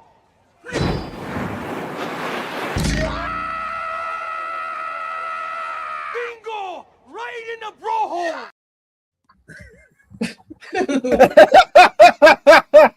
Right in the bro hole. So still trying to free you know who. So anybody remember Empire Records? Okay, so Empire Records is actually one of Alice's favorite movies. Of course it is. Well, okay, all right, that's a little stereotypical, but for the time, it was Liv Tyler. Come on, now. Liv Tyler. That yes. Now, so a lot of I don't think that movie would be redone today, because of the. I don't think that they would redo it today, particularly because of three of the characters and particularly one of the character storylines. And you know which one I'm talking about, revolving particular age brackets. And Liv Tyler, she's given top billing in that movie, although I feel like she's like a supporting character. But then the blonde in the movie, and I can't think of her name right off the top of my head. Renee Zellweger. Yeah. Okay. And that's Renee. And her career, like, you have two stars whose careers blew up after that movie. Yeah, although you would have thought that Johnny Whitworth's career would have blown up a little bit, but wait, he was funny, but like the movie had sex appeal. It had stoners, it has music, and it had sex appeal. So right, yeah. I can't believe you knew I was a fan of Empire. Fox and that's hot. That's hot. And I don't want to. Am I that stereotypical? It had a great soundtrack, though. We were talking also that we're going to be looking at movies. We're talking about movies from the '90s. We're also talking about music. While the soundtrack of from Empire Records was really more of a '70s and '80s soundtrack. It was like the iconic, in my opinion, you know, as an opinionated using it. In that term, it was for me, I like one of my base levels on what I like based my music choices off of back in the late 90s. You know, you're like, oh man, these were like, but that was the thing about movies back then. And Dan, I think you as a DJ, professional DJ, can say that it really mirrored the times that we were walking in. and really captured a lot to go with the story. And that would be like the 80s with the Miami Vice soundtrack. Yes. That I would call iconic. Right. And also back then at that point in time in the 90s, I was hanging out at Tower Records, which was in the epitome of like record shops, Tower Records, Virgin Records mega stores, I mean, Yeah. I was hanging out at those places in just the social areas. We had like little listening lounges there. And, they'd get pissed off when you didn't go and buy a cassette or a CD. Yeah. Right. They had listening lounges, and we just sat there and vibed, man. And you tried to sit as close to the smelly hippie as possible, so that way you can get that second hand right off of it. Right. You didn't want to get too close because they were a little. Yeah, you didn't want to get too close because but you didn't want to be associated with the smelly hippie, but you kind of. Oh, and C even says, "Yep, remember the Tower Records on Sunset Avenue." Yes, the Tower Records on Sunset. Yeah, I used to go to that one all the time when I lived out in Southern California as a teenager. Are the Cali Boys repping here? Wasn't that even Sunset Boulevard? Wasn't that even a Broadway show? Yes. Well, it was a Broadway show, and we did it. But anyway, Okay. That would have almost been late 90s Broadway. So Yeah. we're looking at like some classic movies that from the 90s that define not only our generation but our music styles, right? And like people before Empire Records, like normies didn't realize that there was good punk. Oh. but you know what? A lot of people, but did punk play into like Sky and those kinds? Scott, you mean? Okay, Ska. ska bred from a fusion of what you knew of in the 90s, which was the third generation ska movement, which ended up eventually coming out with people like No Doubt and a little bit of They Might Be Giants, which also hit a different aspect of the punk genre, and you had the Mighty Mighty Bosstones, which kind of went more towards the big band swing, but it was also on the cusp of that ska. You had the Aquabats come out of that generation as well, and that was like very like more brass islandy meets punk, and early 2000s, the Aquabats made a comeback with a TV show on Nickelodeon. I heard. I'm editing my Ape Escape video right now, but I heard Aquabats and They Might Be Giants. Two bands that have a deep-seated connection with something that dominated the pre-YouTube internet in the 2000s, Homestar Runner. Right. I have a deep-seated obsession with Homestar Runner, which gave me a love for They Might Be Giants. Mm-hmm. They did a lot of collaborations together, and there's a video game from 2008 that came from Homestar Runner that I'm actually doing a review on. Mm-hmm. Though, You I know- have to admit, my favorite They Might Be Giant song is still Istanbul. Yeah, Istanbul. Or how about the sun is a mass of incandescent gas, a giant nuclear furnace. My personal favorite is Experimental Film, which Yeah. I don't know if you guys have heard of. No. Carlos just said Tiny Toons gave me a love for They Might Be Giants. Yeah, Tiny Toons. Yeah. Actually, I mentioned Ape Escape earlier. They Might Be Giants also got a pop culture reference in Ape Escape 2 for the PlayStation 2. Huh.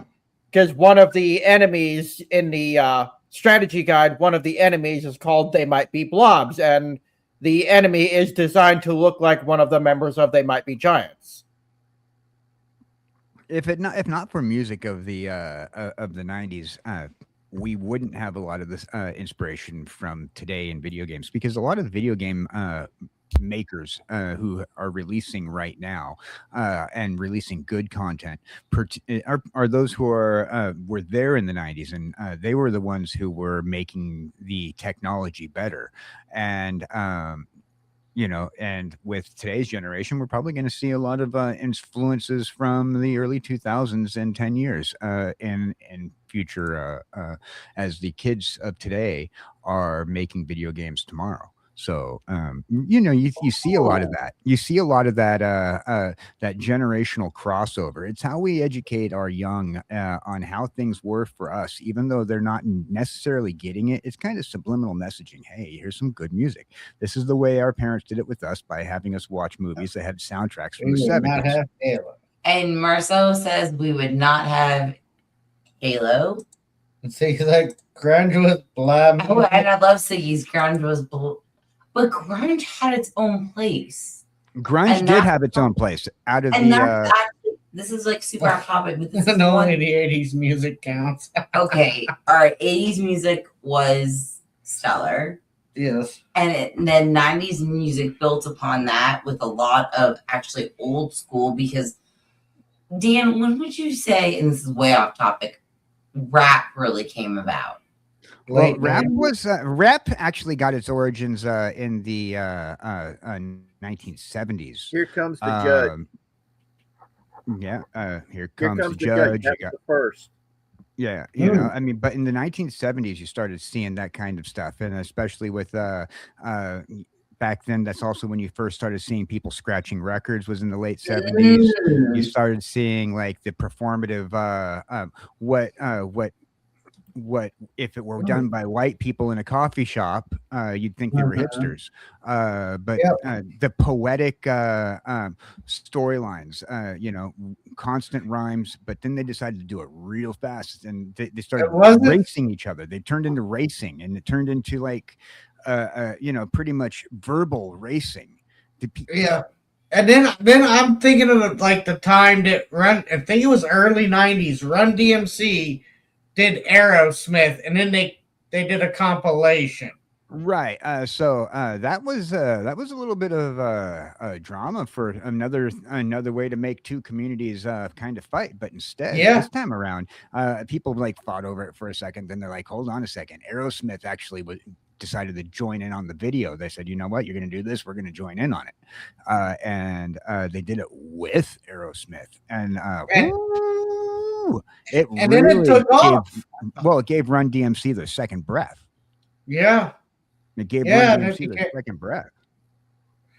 Yep. Walk this way. So like. Oh, which I did choreograph. It was stellar. Had chairs involved or stools involved, but. Yeah, Marcelo. But when I say hipsters, I'm meaning more in the lines of old school hipsters, not like hipsters we know them now today. Like back in the 90s, when we're thinking about hipsters, we're thinking about like the beach going hippies. The original bongo circles. We're not talking about the smelly green hippies. We're talking about the hipsters, the pre-hipsters that you know today, because the hipsters that you know today are just hippies that had children that are now that turned into yuppies, and the children. I love the yuppie aspect, Dan. Thank you for acknowledging that.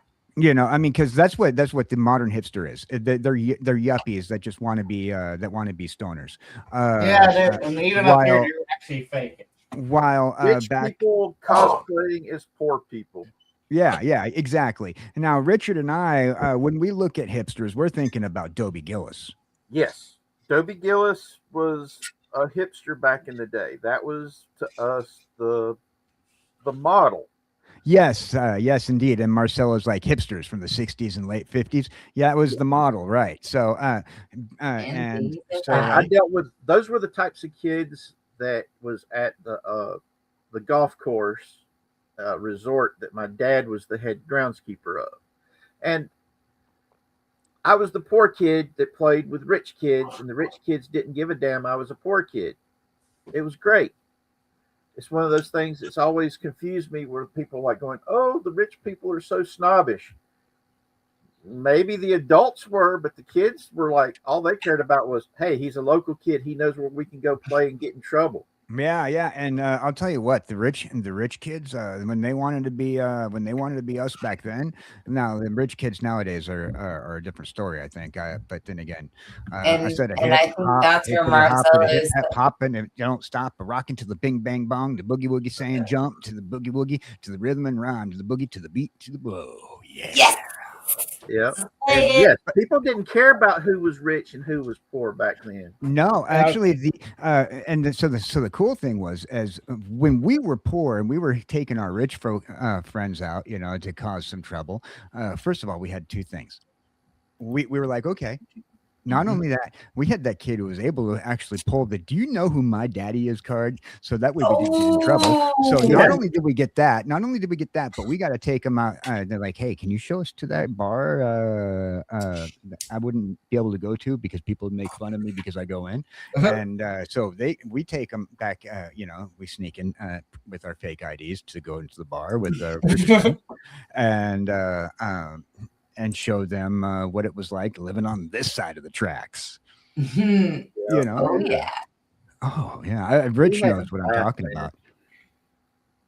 We had a Oh, blast. Richard. Well, in Richard's land, it was let's come over here on this side of the lake and let me show you how it's done. Well, I don't know if they still do it. We used to have over there by the dam. That was where we would go fishing because we would catch catfish that were the size of fucking. Oh, the lake is completely up, Richard. We can do whatever we want again. Oh, good, because We have to do an update on the condition up here. okay, That's good. We're good.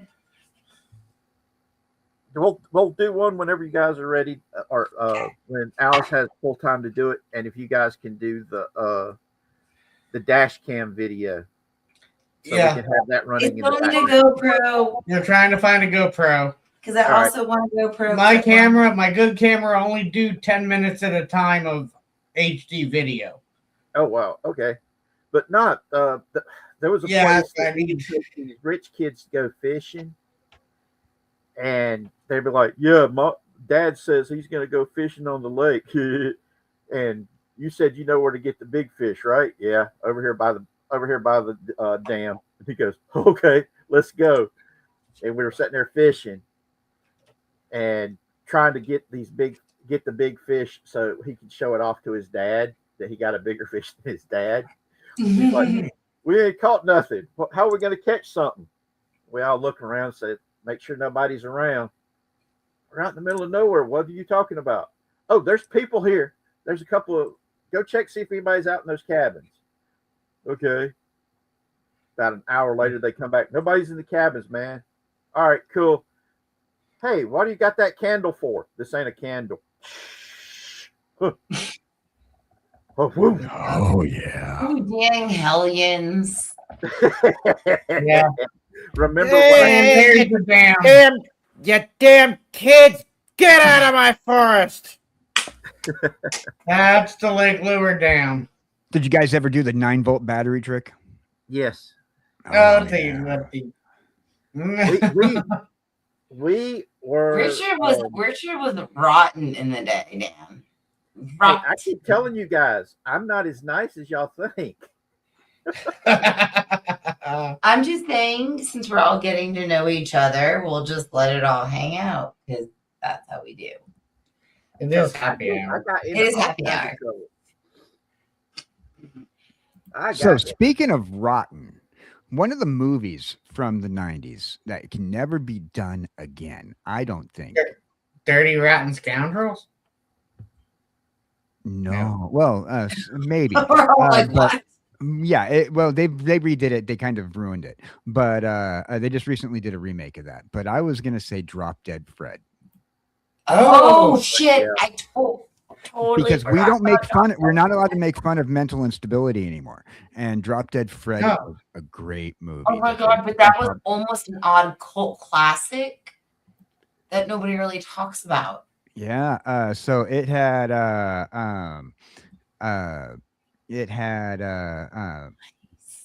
friggin' what's his name?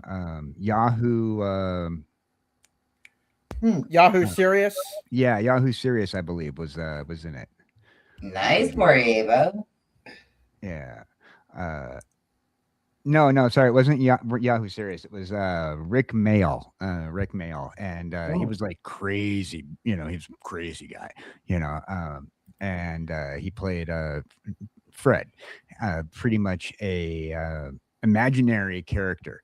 And they send this girl to like kind of like a mental hospital, make her forget about him, and put her on these drugs to make her forget about her imaginary character because it was mental instability. We couldn't do this today because you know we're all about embracing people with mental disorder now. So they won't make Drop Dead Fred again. So this whole conversation about why they've never done a remake of Drop Dead Fred. Well, maybe that's a good thing. Yeah, but you know what? It was we looked at things so differently then, and but everybody had an imaginary friend then, and it wasn't odd. It wasn't disorder. That we might Then you grew out of it. We may have to revisit this Drop Dead Fred idea. Oh yeah, maybe maybe one day if one of our friends who does a movie night might want to do. I think this might be a Faye thing. So Yeah. one of the We'll have to things bring it up to that 'em. gets me. All right, if you can't laugh at something, you're basically you're giving it more power than it deserves. And the whole point of making fun of it was to draw attention to it and get people to go get the help they needed. Yeah.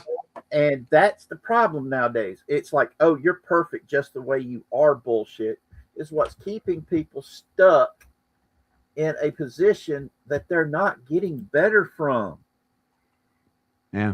No, and we are dealing with that a lot lately in our own community, but yeah. You know who was in that movie? Faye. You know who was in that movie? Carrie Fisher. And she was so iconic and went on to do Remember how Sam? many movies? And Ziggy says just acts rock the memorable films of the 90s. There were quite a few. Yeah. We haven't even got into that. I That know. might be a whole nother Well, this drop. episode. I love how Uh-oh. I don't know. It might be. I'm Are sorry. we still good? Yeah, we can still hear you. Okay. Yeah. Sorry, I'm You getting just, a spinning circle on Alice. Alice is just doing the magic hole thing. Ooh, That's her damn down, computer. No, I need a new computer so bad, boys. It's sad.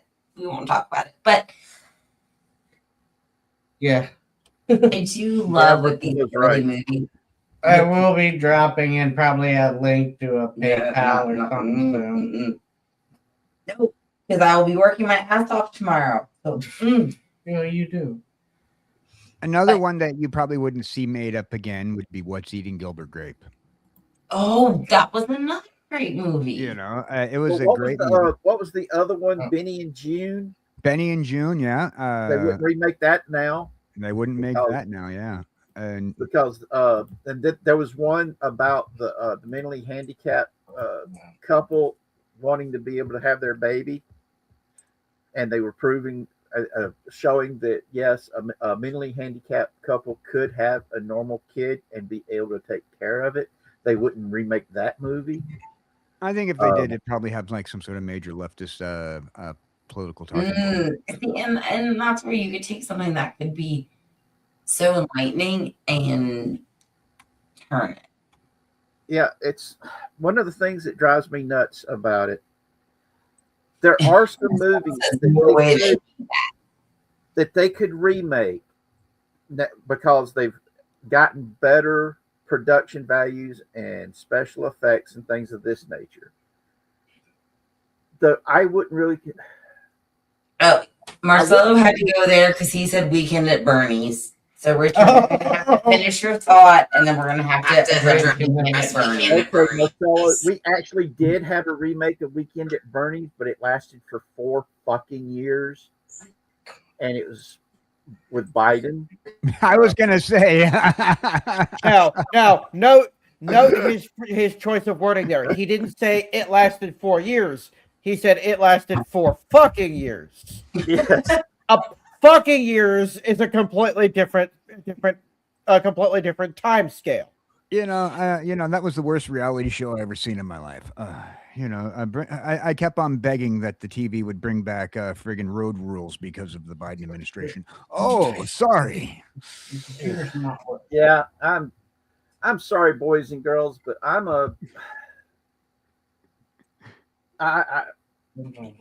it just drives me nuts that we actually was watching in real time somebody really getting into massive dementia territory while being told it wasn't happening. I'm like, it literally is the epitome of who are you going to trust, me or your lying eyes? You trust the media that tells you what to trust. Yeah.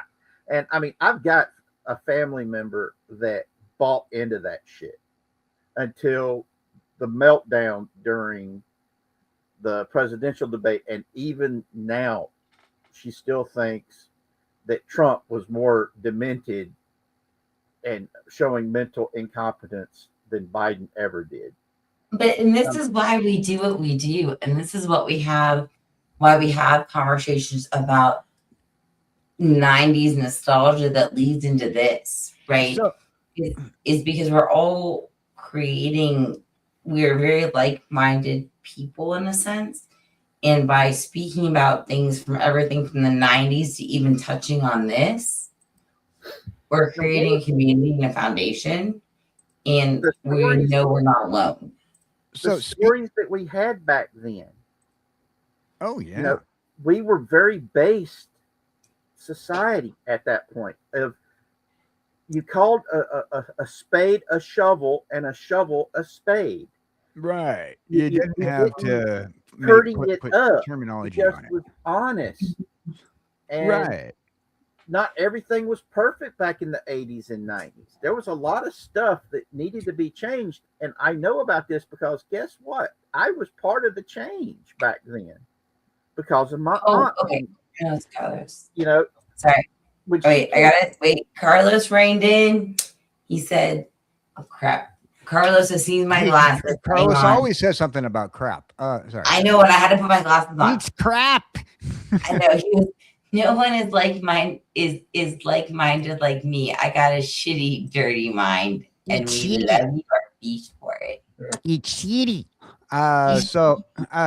We did change things. We even predicted the future before even 1999 came around and we did The Matrix. I mean, in the early 80s. I mean, in the early 90s, we predicted the future about the internet, for example. We predicted how dangerous letting the internet was going to change our future, change us politically, change us how we look at things, and kind of worry about things that we download, we click on. Take, for example, one of the only good Sandra Bullock movies, The Net, 1995. Oh, Dan, we might have to revisit that. Are you taking good notes? Because we might need to revisit that movie too. Now, in 1995... It also showed just how dangerous hacking can be. Because remember the plane? Yeah. And I remember watching that movie with my mom and my dad. And my dad was watching it. And he's like, can they really hack a system to do that to a plane? And I looked at him and said, yeah, it's easy to do if you know what you're doing.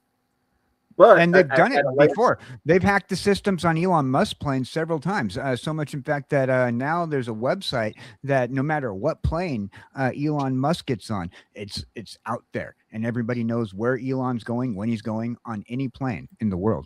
And he says, I remember working at a point of sale company and realizing how much info they could get on people that way, and then the fish says, wait, you don't like Sandra? Oh, I love Sandy B. Oh, don't get me wrong. I'm just saying when it comes down to movies that are not rom-coms, The Net is one of the only good movies that is not a rom-com that Sandy B was in, as a main character. Now, I loved Speed, but she was a supporting character. She wasn't a main. Well, I think that has more to not do with her. I think that has a lot to do with this thing called an agent. Oh yeah, absolutely. It's like with Sean Bean. I mean, if I was him, I would find a new agent because every time because he loves D&D and middle age type movies and stuff. But every time he shows up in a middle aged D&D fantasy type movie, he dies.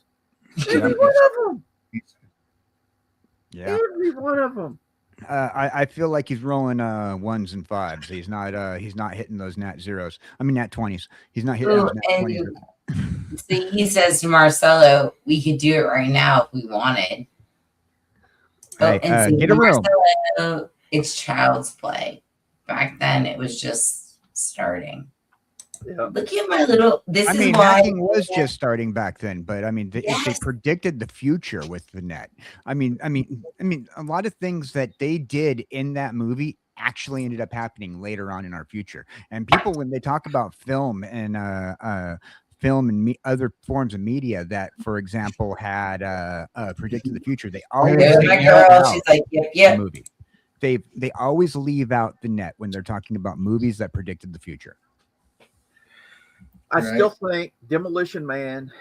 Oh yeah. Oh, That's the goat. That's the goat of predicting the future. it gets a lot of us going. Oh yeah. See, Demolition this Man, is I'm why I telling love these conversations. Demolition Man predicted the future. It did. I mean,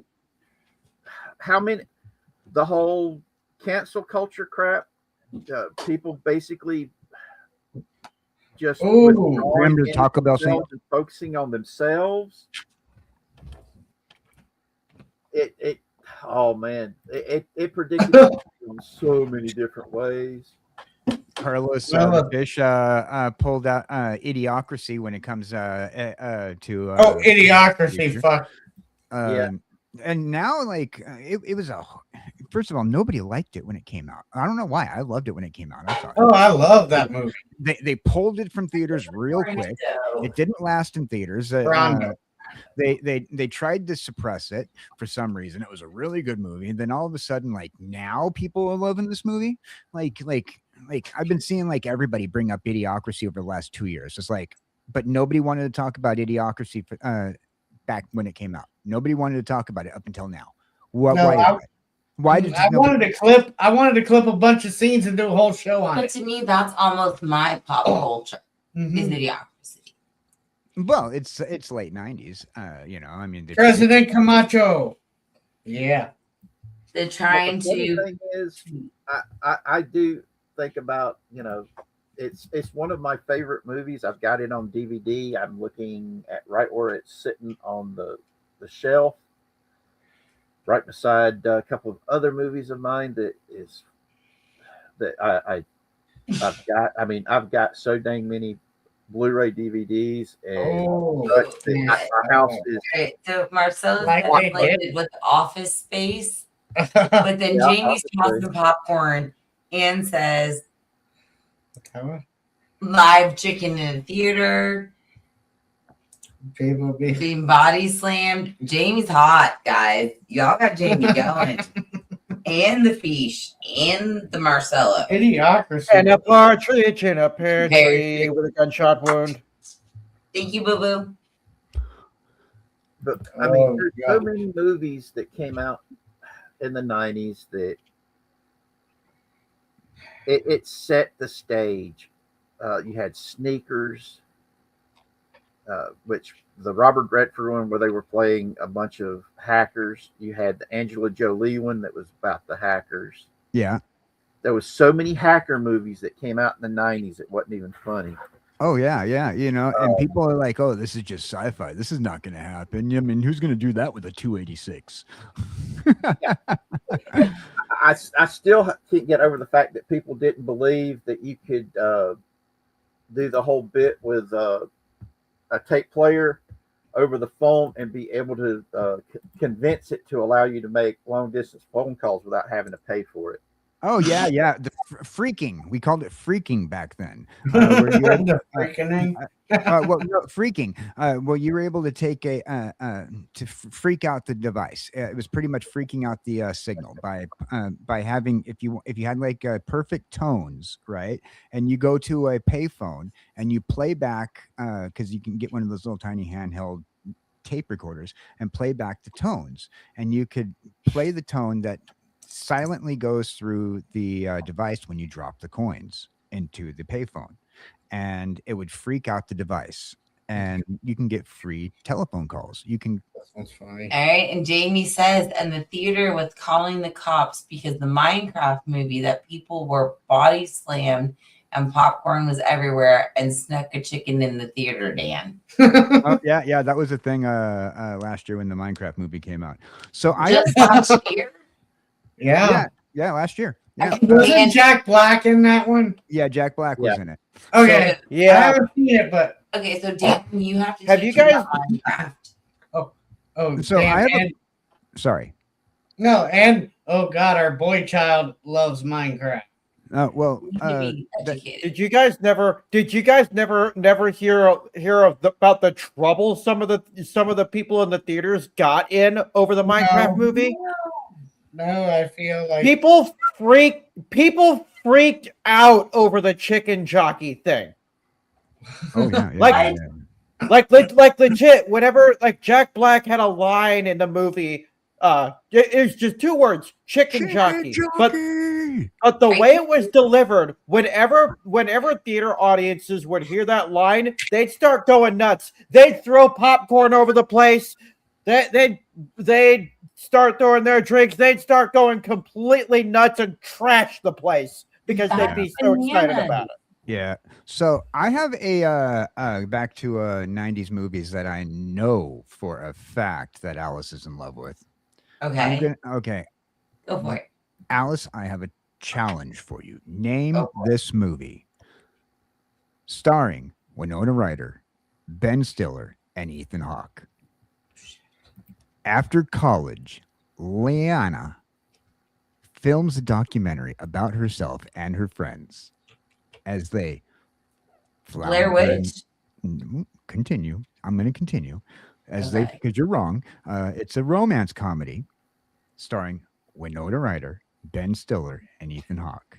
Reality Bites. Reality Bites. Okay. Phew. There, Sorry, I was having a she Casey makes a moment there. documentary about her life with her friends as they attempt to make relationships and begin careers. It's it was kind of like for a lot of people, even though it was a romance comedy, it was one of those movies that kind of defined Generation X when it came to like having to get out. You can't rely on college anymore. You can't rely on your parents, and you have to deal with your own reality and get yourself a job, start up a relationship, have a home to pay for, have rent, and then deal with diseases of friends when a friend comes down with HIV. These all these things that happened in Reality Bites, like a lot of Gen Xers came to the realization of things pretty harshly, and they really did, and that's why I feel like I'm stupid blessed to be the crossover generation, because their struggles and those stories kind of really helped shape where I went and the things that I did and what I watched in my pop culture. So I'm super glad that you honored this video. right. And well, I I do like think- Winona Ryder.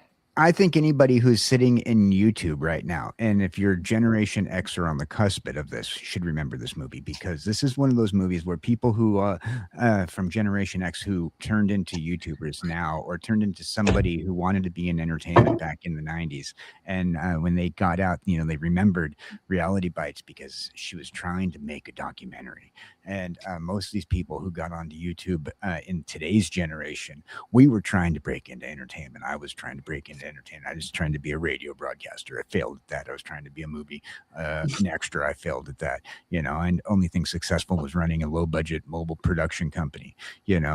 And doing craft fairs and hiring out DJs and conning bars into having drunks sing karaoke. These were things that I was good at, but I wasn't but I wanted to do that. I even made a documentary back in college, just like Winona Ryder's character was trying to do about things. And so we look at these things that we grew up wanting to do, and now we're here on YouTube, and we think about movies from the 90s. We can't leave out Reality Bites. Yeah, and I think, and on the great closing note, because I do have to be up at 3:45 our time, I think that's a great point, and I think that we're learning a lot from each other, and we have to take the lessons that have been. We're gonna need another night. I think we are going to need another night. Might be off the cuff. But I definitely think that what you guys have learned and I've learned and where we're going and what we're learning from YouTube is solidifying that lessons were learned. And I can't wait to see where we have to put them going forward and these great conversations. And then Marcelo's got to go say Rocky Horror Picture Show. I'm going to kill him. Marcelo decides he's going to just break all the rules of the 90s and throw you back to the 1970s, unless you're talking about going to see Rocky Horror Picture Show over at the Queen Mary on a Sunday night. Then yeah, okay, I got you. Marcelo, I am trying to behave tonight. Ooh. I mean, to his credit, Rocky Horror Picture had Tim Curry. Oh, there you got it. I mean, Tim Curry. I'm not gay, but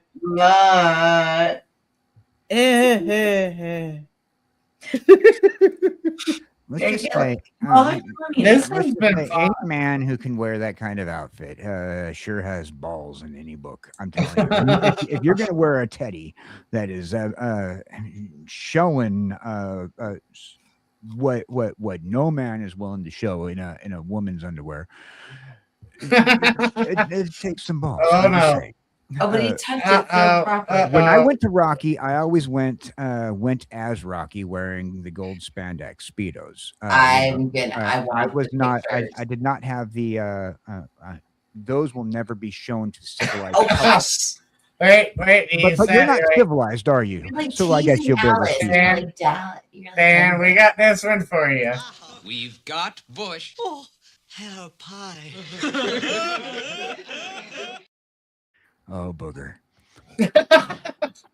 But I mean, we touched on like a lot of our 80s and 90s over the last couple of days, and we touched on a lot of stuff that we got to do more of this 90s and 80s conversations, because we're in my genre. Like I kind of I was teasing Wavo earlier, but he me and him have a difference of opinion on some of the video games, and that's because he's a little younger than I am. So like he sees things in a different mode. I'm a classic arcade guy, and I respect your gaming, by the way, buddy. I respect you. So don't take what I said earlier as offensive. I just said no. It's all good. Like you said, there's an age gap between us, and that age gap comes experience, which naturally is going to cause a difference of opinion. Right. I just look at things as like everybody has their own ideas on everything they like, and while opinionated subjects are opinionated, that's all we have. So all we have is our opinions. We can sit there and talk numbers all the time, but the numbers don't reflect the actual iconacy of what we feel is iconic as a society. Richard remembers a certain part of life that we all didn't experience. And Crazy and Alice, they've seen things and watched some movies that you haven't seen and watched, and or they took away different things that we haven't taken away. And we, as we sit here and talk about these different topics, we get to learn about each other's views on it, and also go, hey, I didn't think about that movie that way. When I watched Who Framed Roger Rabbit, it was a merger of two worlds that really blew my mind. But other people are like, yeah, it was a cartoon movie.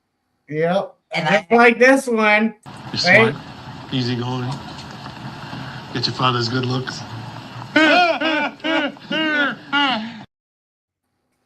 It's wild that he's still alive while Robert's dead. Yeah. I know. And then Siggy wants to push a button. And I have a story about Roger Rabbit. Then I can just be Ziggy like, wants to- Get those nerds! Nerds! Nerds! What? You should have just said that beautiful green footage. All right, I got to do it. It's here. It is. It's Bad so Siggy. bad not Bad seeing- Siggy. Bad. Bad Siggy. Bad. See, I had to laugh because he's such a deep. Bad Siggy Robinson. Bad. I don't have my cat box up. Oh, you hurt Siggy. No, don't hurt Siggy. Oh, Richard. Okay, with that, let's hop Burn the heretic. I know. Okay, let's do our stuffs and things. Because I want to just love on our Siggy. But who wants to go first? He knows he Who wants whenever to- he knows he has whenever he does that that's the whole bit. I know, but Richard, he's Well, if we push the button here, we got to do this. No, no, no, no. Please, please, please. No, no, no, not that. Yes, that. Whoa! Oh, whoa, whoa. Sanders, sir. So Siggy, which would you rather have, the water bottle or that? Come on, Siggy, which is it? Pick one of the two, water bottle or that. Come on, what's it gonna be? We're waiting. We can't see. Carlos says. We can't see his Okay. chat, by the way. Well, Alice says. Luckily, I don't have the body positivity break. Carlos says, I don't give a damn. Oh, yeah.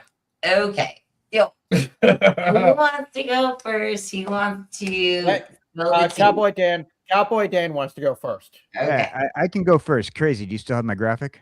Yep. Let me see. Yes. Well, actually, see if I can do it. Right. Okay. Picture. Where did I put it? I'm finding it. I can resend it to you if you want. I gotta fucking organize my He's shit. turning into Snow Dub. Holy I shit. didn't say. Oh god, that was a bad one last night. Where did I put sent it? I sent the Crazy and Alice like 20 graphics over the last couple of days. Well, their new logos for their I know I shows. They're saved it. beautiful and I love them. Yeah, but I just saved his too. I know you did. By the way, and eventually the new logo that you saw in today's show, I'm going to have an animated version of it. Ooh. Let me look at pictures. Oh, God. Honestly, I've been wanting to get some graphics for my YouTube channel. Let me But look at download. it's all expensive, and I don't have money to pay. Depending on what kind of graphics you get, if you know need it's like here. word graphics, I can. I'm going to tell you right now. Go. You want free text art for word graphics? Go to Text Studio. Textstudio.com. You get free text like word art. So like I think it's like 5 Should be right free here. a day. So you can make up to, I think it's more than 5. I've pretty much done like most of my word art through Text Studio. Well, I'm mainly looking for things like a watermark for my videos and stuff like that. Okay. Crazy, if you want, I can resend it to you. Resend it real quick. 'Cause, God, I gotta organize this. Yeah. Yes, I do want to do this. This will be there too. I'm pretty sure. All right. All right. You should have gotten it. Okay, let me do that. Boom, boom. Nope, hasn't come through yet. I just love the first picture There, that there. opens Wait. opens There up. it is. Okay. There we go. Okay. Keep talking 2 seconds. No, please. when Crazy opens up his It's Discord, that whole the first- 5 seconds to get from my side of the north, my side of the east to your side of the east. Let's in start. Okay. Okay, Here we go. here we go. I think we're back on track. Share All right. image. Should be saved under there. Where are you? What's it titled?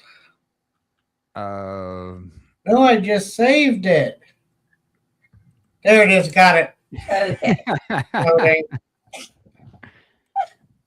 We're going to go through and make folders for you. Okay. Ladies Now and gentlemen, go. boys and girls, thanks for joining me here today. I've been KJ Cowboy Dan, hanging out with Alice, Crazy, Richard, and Werble. I just want you guys to show everybody love tonight. Now, King and I are doing a brand new podcast that we've started on Friday. The first episode went bangers.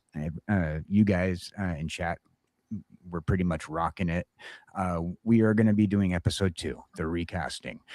And what we're going to be covering is recasting of your favorite legacy characters that have come back but played by other people mid-season, like, for example, Darren from Bewitched. We're also going to be covering characters that had to be replaced because of I don't know, contract disputes, pay disputes, and maybe DEI hires as well. So we'll be talking about characters that were one-off characters in your like television sitcoms that came back as a one time. It was the guy who played Joey was this character, but then they have somebody else playing the same character 2 seasons later. Or we're going to even talk the Batman recastings, why so many actors are doing Batman. And we're going to talk about the differences between a reboot, a retcon, and then we're also going to cover DEI recasting. As you can see, a picture of King in Yellow and then King in the Dark. We're going to talk about them all. So pick your favorite characters and actors that have been recast in a movie, TV series, or even cinematic universe on Friday, 8 p.m. Eastern on YouTube, Twitch. YouTube, Kick, and X, and I believe also Facebook. Yep, and I'm trying to get the link up to put it in the chat. Yeah, absolutely. And we do have the show set right now on YouTube where you can actually sit there and hit the waiting button, and it'll give you notification when it comes live. So definitely all right, click I that. gotta find King Styles chat. We gotta promote him, but I don't have it. Okay, We'll get it. we'll get it. So King. episode 2, the recasting, Friday, 8 Eastern. All right. And then Richard, what you got going on? Well, we've got Fireside Chat this upcoming Wednesday. If our usual time we start is at 6 Eastern Standard Time, 1800 hours. If you guys want to sit around the fire, talk about current events, please do. I enjoy having interactions with our chat more than anything else, because it's that interaction where you can have people who disagree yet sit around a fire and discuss these issues civilly and sanely. Yes. That's the whole point. I created my channel to get people talking again, to try to bridge the gap. Because at one time, we, as a society, would have friends that did not agree with each other. But we would agree to disagree to preserve our friendships and our family relationships. Mm-hmm. And to me, we need that back, because that's the whole point of pop culture. It was something to bring us together again.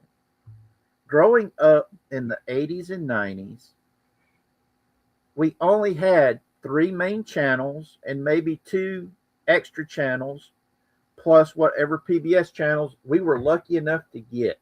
Mm-hmm. Okay. Saturday mornings was a big deal for us kids. Everybody was watching one of 3 channels cartoons every Saturday morning. We would get up early. We would actually get up earlier than we did to go to school just to watch cartoons. Okay. That unified us. That brought us together. That we had a common place to fall back to. A place where we agreed on everything. That unified us. And we need to get to a point to where we can have that again. This superficial diversity, that's what it is. It's superficial. You're focusing on something you have no control over. You have no control over what color your skin is. You have no control over any of these things. It's not what makes you you. It's not what makes the most important defining characteristic of you. What makes the most important defining characteristic of you is you. Each part is a facet that makes you up. If you've ever seen an uncut diamond, it looks like a rock. Oh, and Siggy says, check 8:30 to 5:11. I think it was Channel 5 on Saturdays that had the Bugs Bunny and Roadrunner. 8:30 we're in See, Richard, you try to get squishy, and then there's Siggy. Yep. Now, what I'm saying is that to make a diamond, an uncut diamond just looks like a piece of quartz. But as you cut facets into it, it makes it unique and it makes it valuable. The human personality is the same way. Don't focus on one little facet of what makes you you. Focus on the whole damn package, because that's what makes you you. That's what makes you unique. That's what gives you value, is you as a whole. And you guys make me the best me I can be.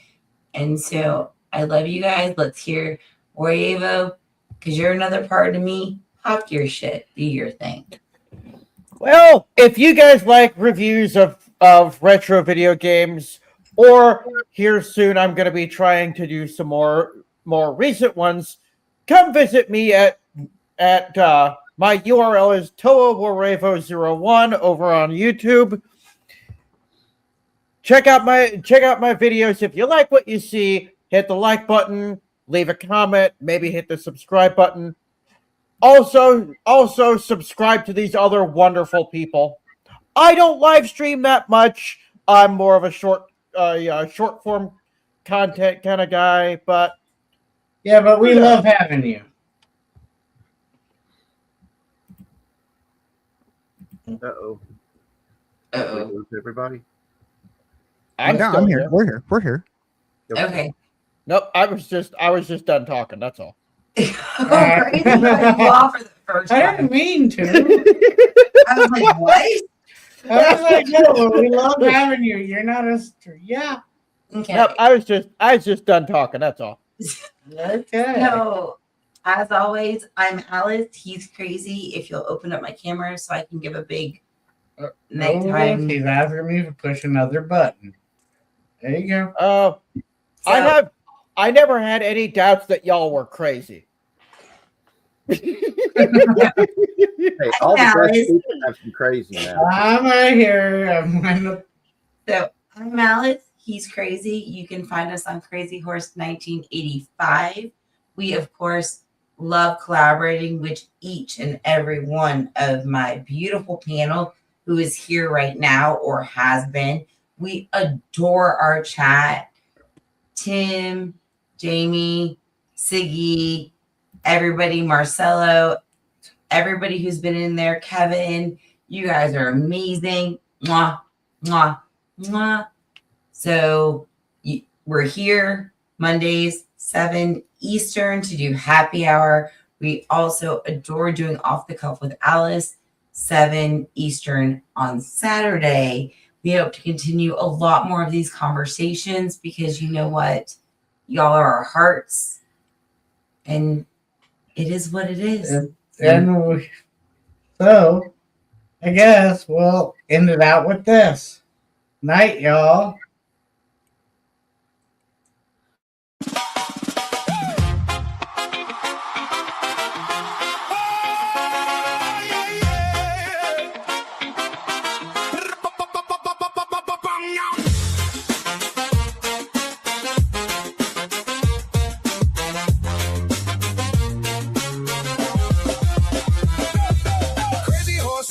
Tonight, chrome horseshoes and a crooked grin. Alice of the hole and leaves the shore. Say, go on, let's jump right in. We don't need a rabbit, baby.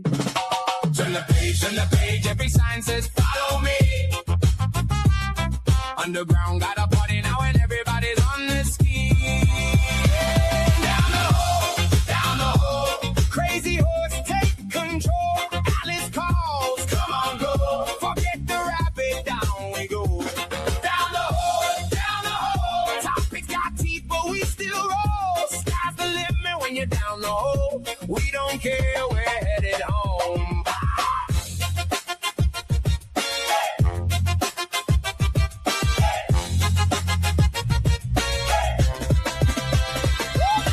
Tinfoil theories really go deep. Black helicopters in the rain. Every stranger says I've seen it. Every answer, conspiracy's the same.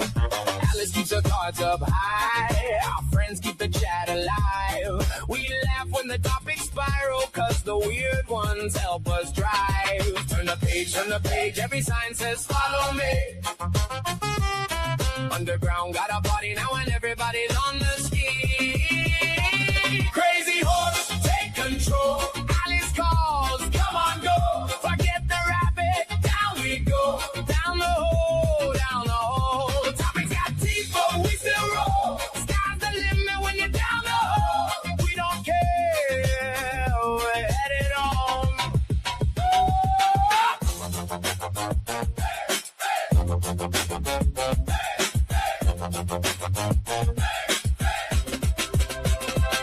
Maybe the mirror knows our names. Maybe the maze is built to change. Alice smiles. You ready? Crazy horse says, let's go deep. Let's get crazy in the fast lane. Add a little bit of barracuda to the vibe. Yeah, head first, no map, just vibes in the void. Rabbit clock broke, now we killing the noise. Chat go wild, every theory deployed. Truth in the chaos, yeah, we came to destroy. Cards on the table, but the deck feel cursed. Laugh in the dark, but the timelines burst. Alice got secrets in the sideways verse. Crazy horse riding like a cold reverse. Spin that wheel, let the madness choose. Tinfoil crown, but we never lose. Underground kings with the rebel grooves. If the sky falls down, we just change the view. Mirror talk back, say you're one of us. Maze got teeth, but it's never enough. Dive so deep, now the pressure's trust. Down the hole, nah, we became the dust. Down the hole, crazy horse, take control. Alice calls, come on, go. Forget the rabbit, down we go. Down the hole, topics got teeth, but we still roll. Sky's the limit when you're down the hole. We don't care, we're headed home. Down the hole. Down the hole. Crazy horses take control. Alice, down we go. Forget the rabbit. Down. You requested a beam out. Granted. Stand by. Energizing now.